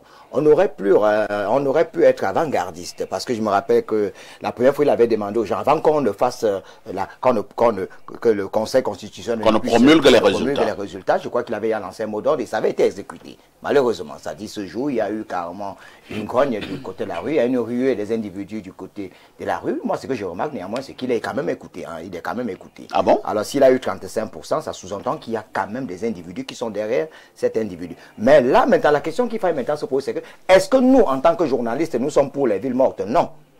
Nous ne pouvons pas être pour les villes mortes. On sait ce que les villes mortes ont apporté au Cameroun. Moi, je veux vivre. Que des choses négatives. Nous avons des enfants. Nous voudrons bien que nos enfants puissent vivre en toute sérénité. Les villes mortes ont des conséquences tant sur le plan politique, des conséquences négatives tant sur le plan politique, économique, social que psychologique. Sur le plan politique, par exemple, il y aura une fausse étange entre nos dirigeants et nous. Il y aura de la difficulté à pouvoir gérer les individus. On aura des ministères qui seront fermés catégoriquement et les institutions seront carrément malades.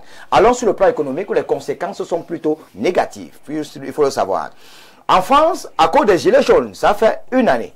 La France n'arrive pas à recoller les morceaux.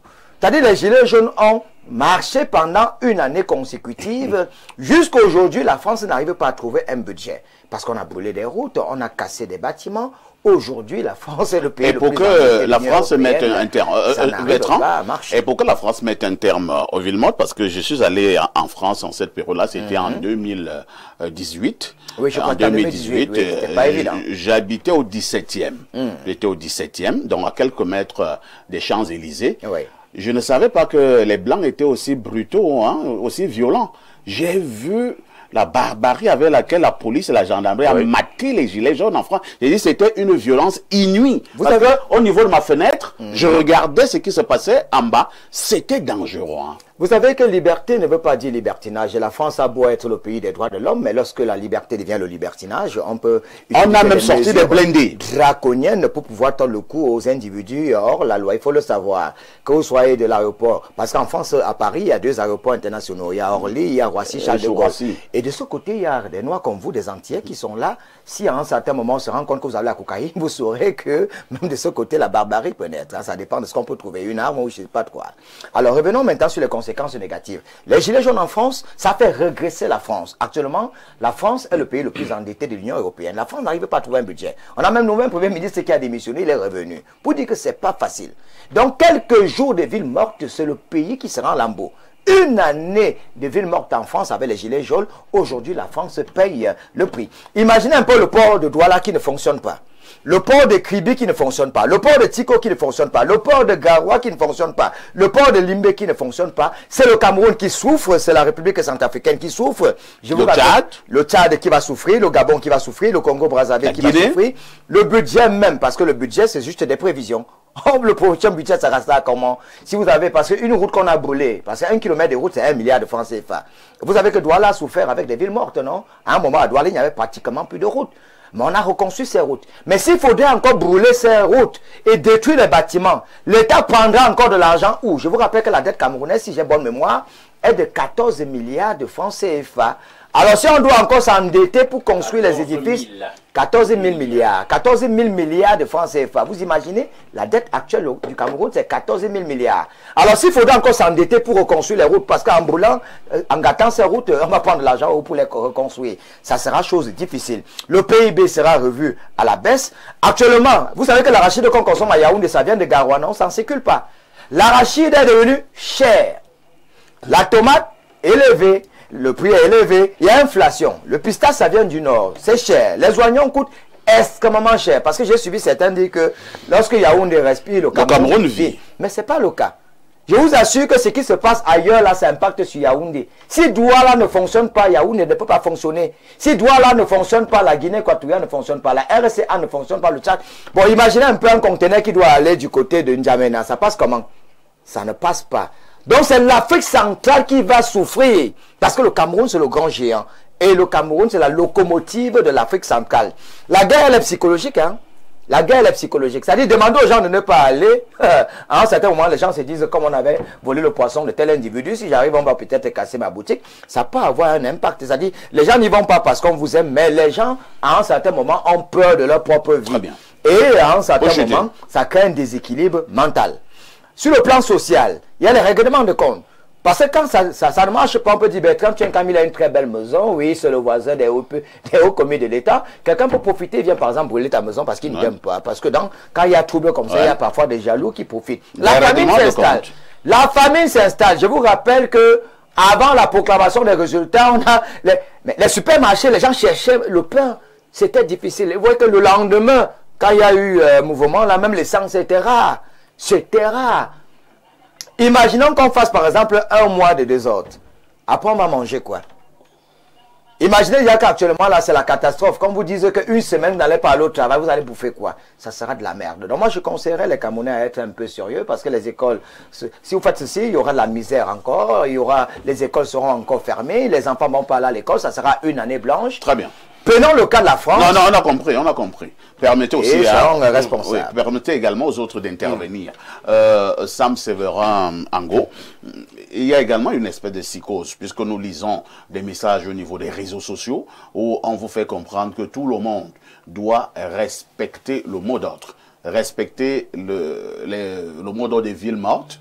Ça veut donc dire quoi? Pour celui qui a une boutique, qui a un magasin, parce qu'au niveau des réseaux sociaux, j'ai vu des gens écrire, c'est lui qui va tenter d'envoyer son enfant à l'école, ou bien ouvrir sa boutique, ou que sais-je encore, et il va payer. Beaucoup peuvent être obligés de fermer leur magasin parce qu'ils ont peur des représailles.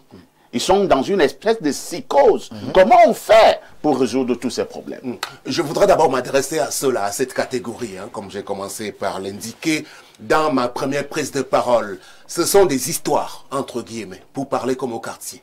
Je suis dans la sérénité, je suis à Yaoundé. Donc je vais d'abord rappeler que Yaoundé est sous contrôle, les populations ont massivement rejeté ce mot d'ordre. Donc moi je ne tomberai pas dans ce mauvais piège. Et de la part de Douala, je préfère vous lire les témoignages. Alors, monsieur Bertrand Owonondi, qui est conseiller technique numéro 2 au port autonome de Douala, nous renseigne ce matin que le port autonome de Douala est en activité aujourd'hui.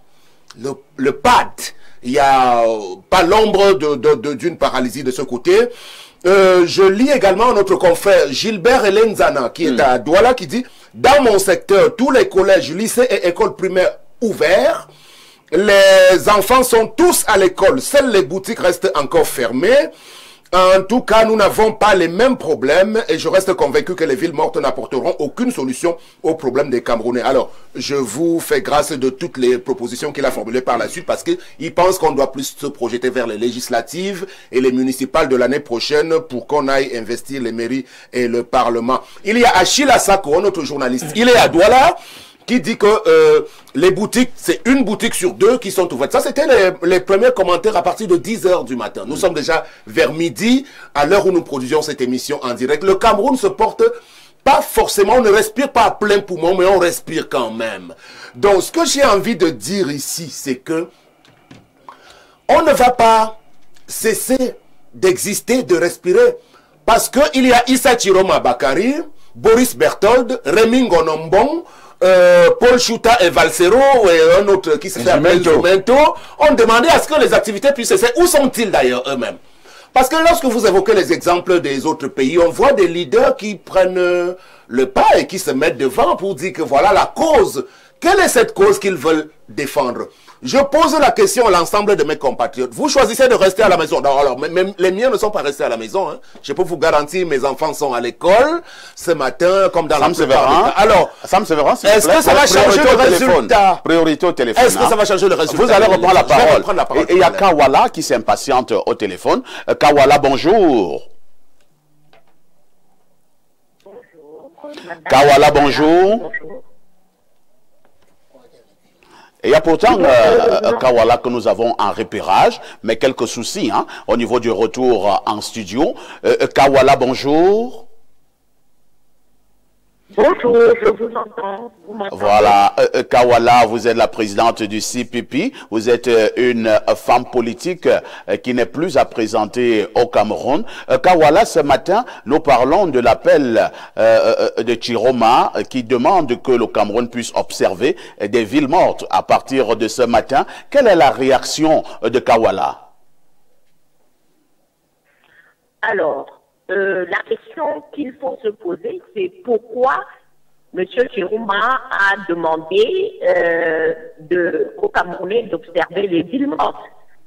Nous sommes dans une situation où les élections du Cameroun organisées par le régime Biya, que nous, on a toujours décrié au Cameroun People's Party et au niveau de Stand-up au Cameroun, on produit encore une fois une mascarade qui a prononcé un résultat que une grande majorité des Camerounais ne croient pas. Une très grande majorité des Camerounais estiment que les résultats qui ont été prononcés par le Conseil constitutionnel ne sont pas corrects. Moi, je fais partie de cette majorité des Camerounais-là. Ces Camerounais sont sortis d'abord pour manifester leur mécontentement, ce qui est de leur droit, selon la constitution du Cameroun. Leur expression de mécontentement a été réprimée avec violence, et pour continuer l'expression de mécontentement, M. Tchouma a demandé aux Camerounais de respecter les villes mortes. Je crois que c'est une manière pour lui de faire une manifestation sans violence, parce que le niveau de violence, on doit rappeler, la violence a été initiée par l'État régime d'Irak, et qui ont initié la violence vis-à-vis des manifestants. Et arrivé à un degré, aujourd'hui, nous avons plus de 2000 personnes qui sont illégalement arrêtées sur le territoire national. Nous avons des jeunes qui sont torturés. Nous avons des mineurs qui sont au niveau du tribunal militaire, un tribunal qui n'est pas fait pour des civils majeurs, encore moins des mineurs. Donc, l'appel de M. Tchouma est tout simplement un appel pour permettre à des Camerounais qui ne sont pas d'accord avec cette énième mascarade par le régime Biya d'avoir un moyen d'expression. C'est tout. Edith Kawala.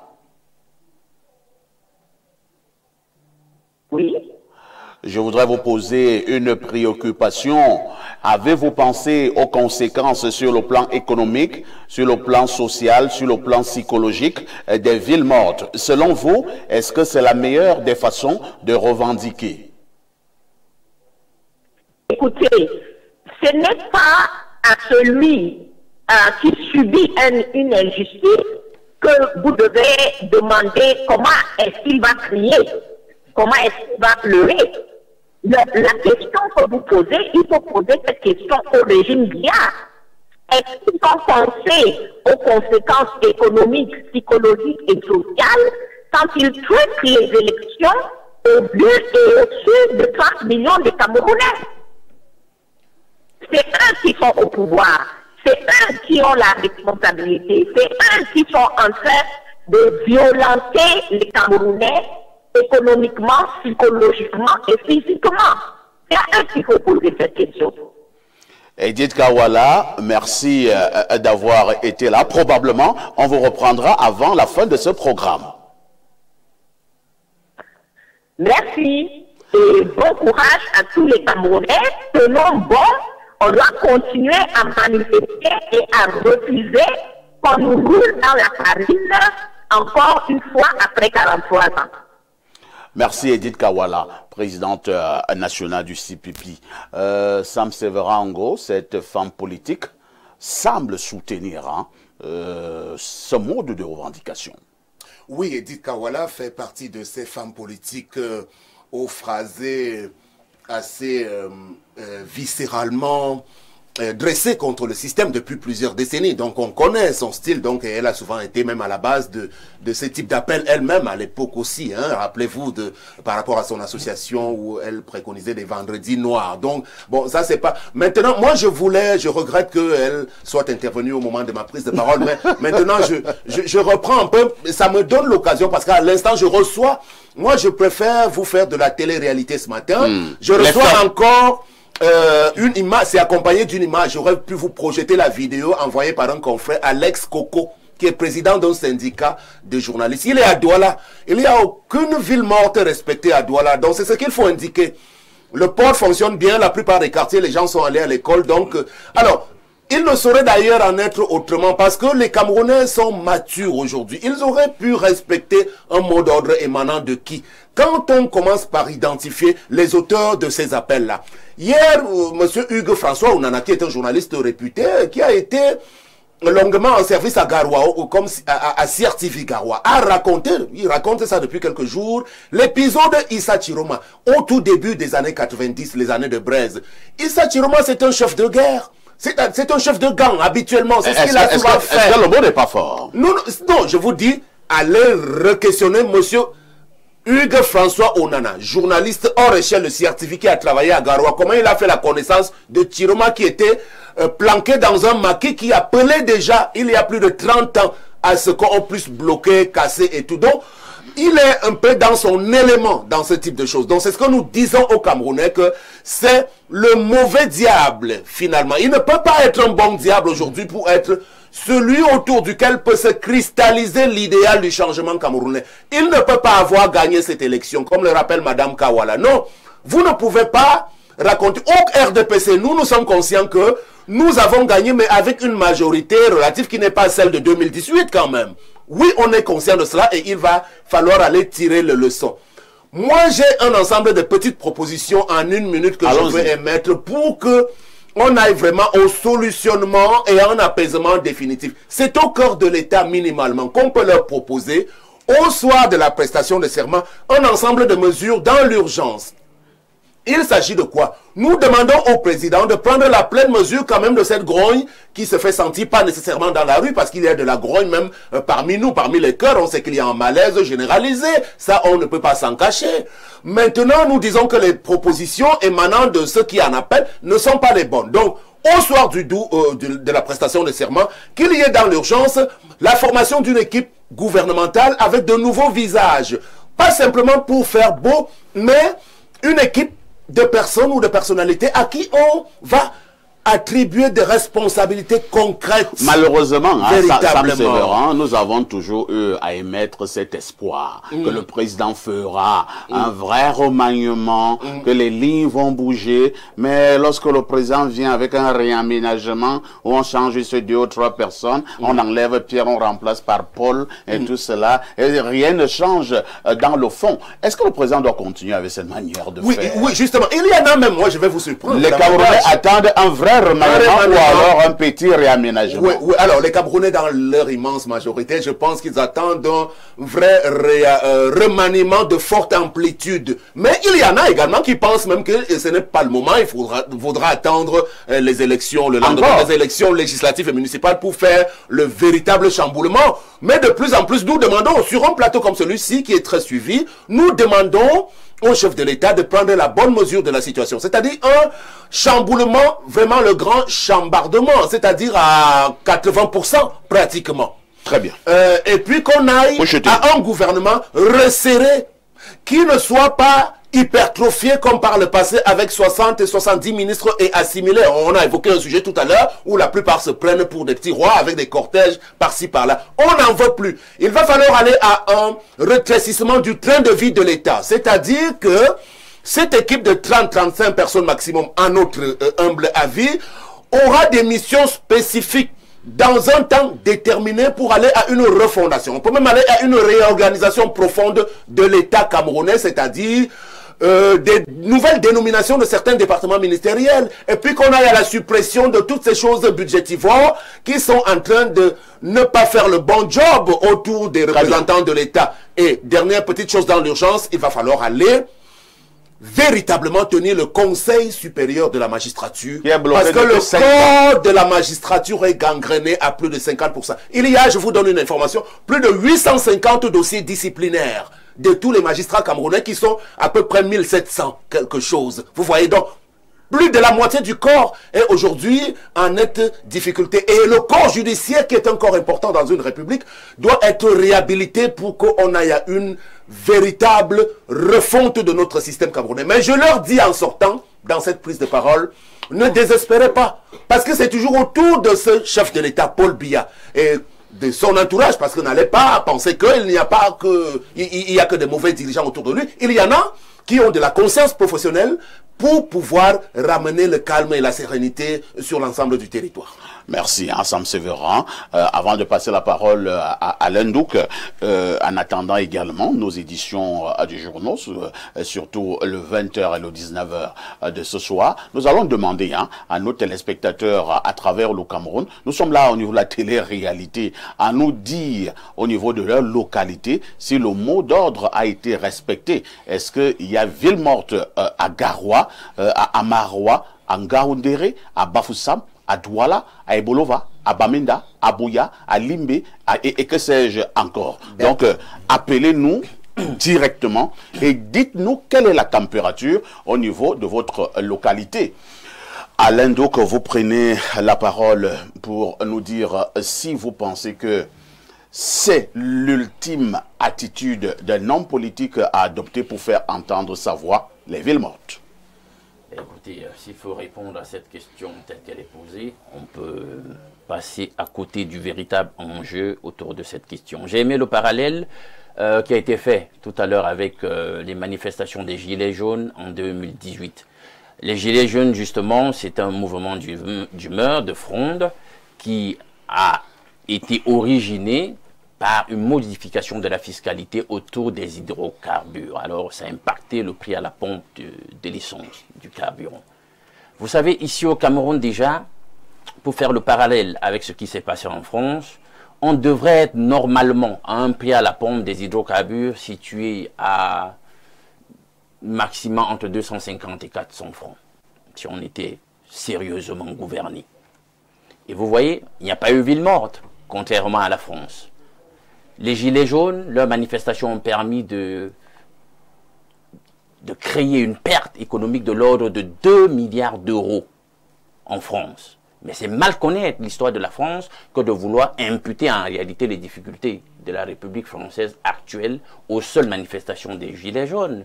Ce n'est pas les Gilets jaunes qui, en 1972, ont amené à la privatisation de la Banque de France pour qu'elle passe entre des mains de privés. Les Gilets jaunes ne sont pas responsables, par ailleurs, de toutes les mauvaises décisions de gouvernance prises gouvernement après gouvernement en France. Revenons au cas du Cameroun. Ville morte. La mort, on le sait, n'a rien de gai. C'est triste. Mais les villes sont dans un pays lui-même, il faut le dire, sous assistance respiratoire, un pays comateux, un pays au chapitre même peut-être déjà même d'une certaine mort. J'aime que mon voisin d'à côté ait invoqué cet aspect de la gouvernance justement dans l'écosystème judiciaire qui démontre qu'en réalité, le pays n'est pas gouverné, qu'il y a un problème. Comment on peut passer des années, et ce n'est pas le seul conseil qui n'a pas été tenu. Il n'y a pas que le conseil de la magistrature. Plusieurs conseils sont en stand-by, on ne les a plus tenus. On est dans une gouvernance par l'absence, par l'invisibilité, si ce n'est pas proxy ou par procuration. Alors, si un problème, ça veut dire qu'il y a un coma, est-ce que maintenant les villes mortes feraient du bien à un corps qui est déjà comateux? Vous savez, les villes mortes, dans les années 92, 91, ça a coûté environ 4 à 5 milliards tous les jours de fronde au pays. C'est un lourd tribut à payer quand même, il faut se le dire, dans un contexte comme le nôtre, où au moment où je vous parle, le Cameroun est et encourt le risque d'une mise à nouveau sous ajustement structurel de la part du FMI. Une autre démonstration qu'en réalité, le pays, sur le principal enjeu de toutes les aspirations politiques, l'économie, le pays a été mal gouverné. On va encore se mettre sous emprise de ces institutions de Bretton Woods. Et vous le savez, l'un seul outil, en réalité, c'est l'austérité. Ce seront encore des restrictions, des coupes budgétaires, dans un contexte où les Camerounais sont déjà essorés, épuisés, paupérisés, misérabilisés. Est-ce que c'était le fait de l'opposition si nous nous retrouvons donc à cette situation où nous sommes dos au mur actuellement? Bon, je ne vais pas dire ce que je pense, je vais analyser les faits. L'opposition, notamment ceux qui sont en train de vouloir propulser Issa Chiroma à la présidence, a des prétentions. Ils disent que le monsieur a gagné l'élection, etc. Là n'est pas la question. Ce que je veux comprendre, moi, et expliquer, c'est qu'en réalité, tout a été mal géré. Parfait. Tout a été mal géré. On a d'abord commencé par du brigandisme, parce que moi c'est comme ça que j'appelle ça. Ces petits vols, les casses, la destruction des biens, les incendies de stations-service, etc. On a compris, et moi je l'ai dit, je le répète une nouvelle fois, on a compris que le monsieur en question, Chiroma, n'avait pas pensé stratégie. Comment vous pouvez être un politicien dans un champ comme celui-ci, et vous ne pensez pas stratégie? Justement, on ne peut pas penser stratégie en 2 mois, puisque c'est à 2 mois de l'échéance électorale, présidentielle, que le sieur démissionne du gouvernement où il a servi à maintes reprises sur près de 3 décades. Où est la stratégie? Il n'avait aucune stratégie. Alors, finalement, il y a un remous qui se fait, et on dit non, mais vous n'allez pas mettre le pays à feu et à sang, c'est pas normal, on va pas procéder comme ça. Finalement, le monsieur en question, s'il arrive, il va gouverner quoi? Tel que vous dites que machin truc, c'est lui qui doit venir au pouvoir. Il va gouverner les cendres, et là on a l'impression qu'il y a donc une reformulation de la dynamique qui avait été déjà impulsée, celle de cette violence-là, de cette violence réactionnaire. Alors maintenant on se dit, comment gérer ça dans une relative, un relatif pacifisme? On se dit, on va renouveler les villes mortes qui ont eu pignon sur rue dans les mouvements d'humeur et de revendication des années 90. Mais là, dans le contexte actuel, est-ce que ça va porter? Est-ce que ça va réussir? Vous savez, ça, c'est chacun à son niveau qui peut répondre à cette question. La preuve, ce matin, moi, je suis venu travailler.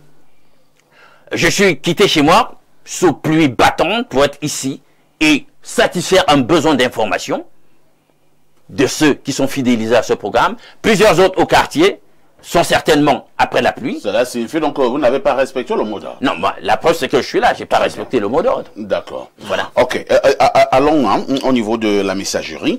Bonjour. Pardon. Bonjour à vous à l'antenne. La seule chose que je retiens est que ces mots d'ordre aux villes mortes a été observé, car du moment où les commerces qui sont les principaux pôles de l'économie du pays restent fermés, je me dis que tout ce qui monte et descend ne prennent que de l'air ou du sport. C'est Zacharine Joya depuis Manjo, et il m'envoie une image là où la route est déserte. Nous prenons d'autres réactions de nos téléspectateurs qui vont nous dire ce qu'ils pensent des villes mortes et ce qu'il en est au niveau de leur localité. Est-ce que le mot d'ordre a été respecté? Bonjour Monsieur Parfait, ici est ton panel. Pour le mot d'ordre de Monsieur Chiroma, je pense que les hommes politiques camerounais ne sont pas matures. C'est pourquoi, bien qu'étant deuxième aux élections présidentielles, il ferait mieux de se préparer pour des échéances prochaines que de mettre les enfants d'autrui à la rue. Et quand ces derniers vont se retourner contre eux après les conséquences, au lieu de 35%, il aura bien moins et on dira toujours qu'on a truqué. On n'a pas besoin de ça. C'est Roger Dodia qui envoie cette contribution. Bonjour Parfait, il y a une information qui circule chez vos confrères et dans la chaîne de télévision, selon laquelle Chiroma aurait déjà pris la fuite pour se réfugier au Nigeria. C'est Bruno Abesolo depuis Mbankomo. Bruno, l'information ou bien la rumeur, je préfère parler en termes de rumeur, circule depuis plus de 2 semaines. Hein? Bon, d'accord. Ici à Marois, tout est fermé dans les sous-quartiers où tu demandes pourquoi fermer et répondent l'autre vient de Garoua, l'ordre vient de Garoua, du président élu. C'est Abdul Aziz depuis Marois et qui envoie ce message. Vraiment, Monsieur Sam, je suis de Douala et à la maison, la ville morte est suivie dans toute la ville. Et ce monsieur, par amour pour son ventre, doit être un peu sérieux, car c'est la paye de ces multiples rejets dans plusieurs endroits. Or, le mensonge n'a pas de longues jambes. Vraiment. Un autre message.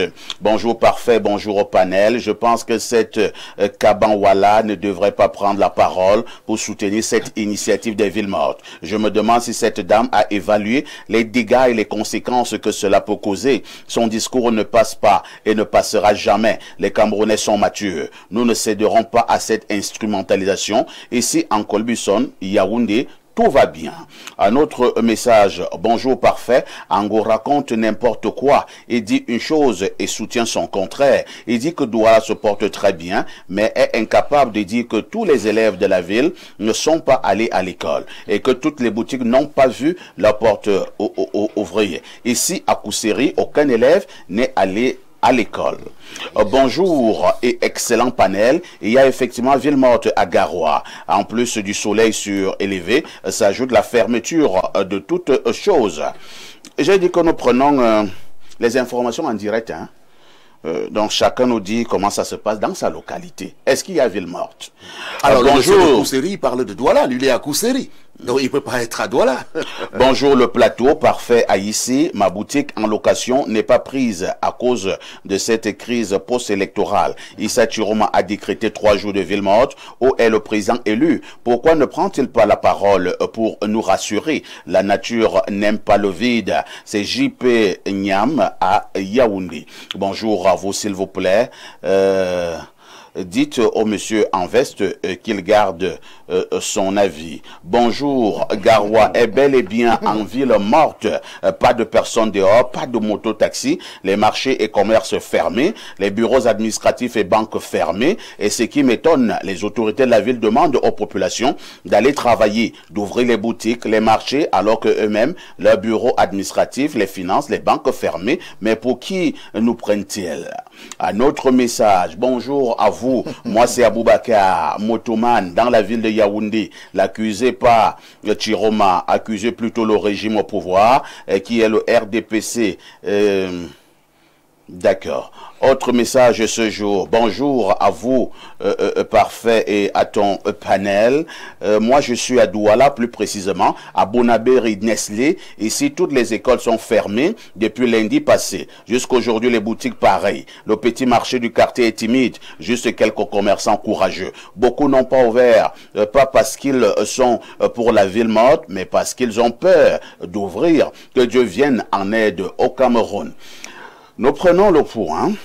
Alain Douk, très belle émission. Bonjour Perfecto, très bonne émission, très joyeuse semaine à vous tous en studio. Alain Douk, très belle analyse de la situation sociopolitique avec une éloquence sans pareil. J'aime tes prises de parole. Un autre message, je vais au plus 81, c'est un message du Japon. Que dit le japonais? Grand modérateur. Parfait. Ici, c'est avec un grand respect que je vous adresse mon bonjour à vous et à tous vos panélistes. J'aimerais saisir cette opportunité pour présenter toutes mes sincères condoléances aux familles qui ont perdu un être cher durant cette période post-électorale. En ce qui concerne le thème de ce jour, il est vrai que les villes mortes ne sont pas quelque chose de bien, mais quand nous avons quelque chose d'important à justifier, quand nous voulons faire valoir la vérité, il est parfois nécessaire et normal d'agir par certaines méthodes qui ne sont pas bien. C'est vrai que certains profitent de cette occasion pour pouvoir faire des casses et brûler, ce qui n'est pas du tout normal. Mais s'il arrive que nous pouvons faire une marche pacifique, alors je ne vois pas où est le problème.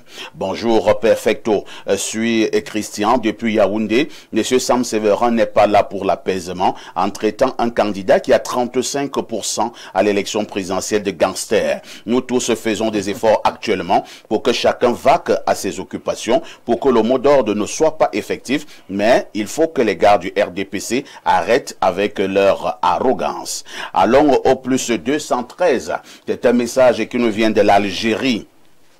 Bonjour Perfecto, le Népalais de la modération. Quand Issa Chiroma était dans le gouvernement du RDPC, les Sam Séverin Ango le traitaient de républicain. Aujourd'hui qu'il n'est plus dans le gouvernement, il le traite de tous les noms d'oiseaux et de chef de gang. Si c'est un chef de gang, vous l'avez nommé ministre à 2 reprises. Pourquoi?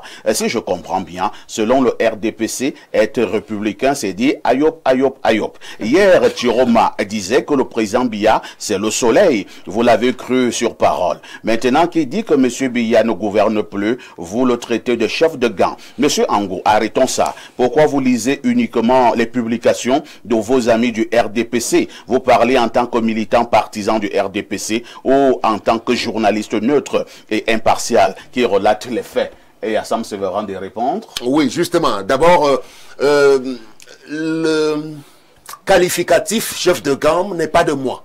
J'ai cité la source, M. Hugues François Onana, qui est sérieux, qui a relaté comment est-ce que la rencontre avec M. Chiroma s'est déroulée à l'époque des années 90. En réalité, aujourd'hui, mais je le maintiens en disant que il est effectivement dans du gangstérisme d'État. il n'a pas à proclamer qu'il a été élu. Moi, je le dis sans embâche. Donc, il doit être traqué et arrêté et répondre de cela tout autant que tous ceux qui sont dans la même trajectoire. Parce qu'on n'est plus en train de jouer aujourd'hui. Lorsqu'on rappelle bien opportunément qu'il a su, depuis les années 90, jouer sa petite partition parce que Hugues François Nananou raconte également comment est-ce qu'il a réussi à doubler Bello Bouba Maïgari à l'époque pour négocier son entrée au gouvernement la première fois où il a été fait, je pense, ministre des Transports. Il est généralement en train de négocier pour lui. Donc ce n'est pas quelqu'un qu'on doit suivre. Parce que je les ai tous côtoyés, tous ces hommes politiques, même comme journalistes présentateurs. Donc c'est ce que je voulais indiquer. On n'a pas à faire dans de la sédition. L'ordre établi ne doit pas être déstabilisé, peu importe la personne qui a gagné l'élection. Si lui-même, le Conseil constitutionnel, aurait déclaré que c'est lui le vainqueur, est-ce qu'il aurait été d'accord qu'on vienne demander à ce qu'on puisse tout casser, brûler, qu'il y ait des villes mortes, alors même qu'il protège sa petite famille nucléaire? Non, le Cameroun ne sera pas à feu et à sang par le fait d'un appel d'un politicien irresponsable. Bertrand Tchenkam, est-ce que nous ne devons pas nous dire que en ce moment, l'heure est à un dialogue franc et constructif? Mais il faut un dialogue, il ne faut pas utiliser les paroles de Sam Sévérin. Non, ne dites pas ça. J'ai mon opinion à moi. On dialogue avec qui? Oui. Bon, moi, je ne suis pas pour qu'on dialogue par exemple avec les Ambazoniens qui égorgent les gens. Oui. Je ne veux pas de dialogue avec les gens qui cassent et qui brûlent. Vous comprenez? On doit dialoguer avec tout le monde. Bon, voilà. Dites-le, mais ne dites pas que je n'ai pas raison de dire ce que moi je pense. Vous avez le droit de dialoguer. Voilà. Nelson Mandela, je l'ai dit ici, les mentalités de répression de tous les États, les mentalités de tolérance construisent les nations. C'est le karma qui arrive au Cameroun. Vous avez utilisé des stratégies un peu machiavéliques. Ah voilà, machiavélique est pas trop fort également quand vous l'affirmez comme ça. Non, c'est absolument même pas fort. Voilà, absolument même pas. Même pas. Quand on a mis Maurice Kamto de côté pour qu'il n'aille pas aux élections, c'était une bonne chose. Vous croyez que ça devait être facile, mon Dieu? Vous allez trouver votre totem, vous allez souffrir. Parce que c'était trop facile de mettre pour ça Maurice Kamto. On a jeté. Tu aurais dû aller aux élections, comme si vous le punissiez. Vous étiez en train de le punir. Non, c'est le karma, vous allez souffrir. Moi, mon avis, c'est qu'on doit négocier. Vous allez souffrir, qui va souffrir? Non.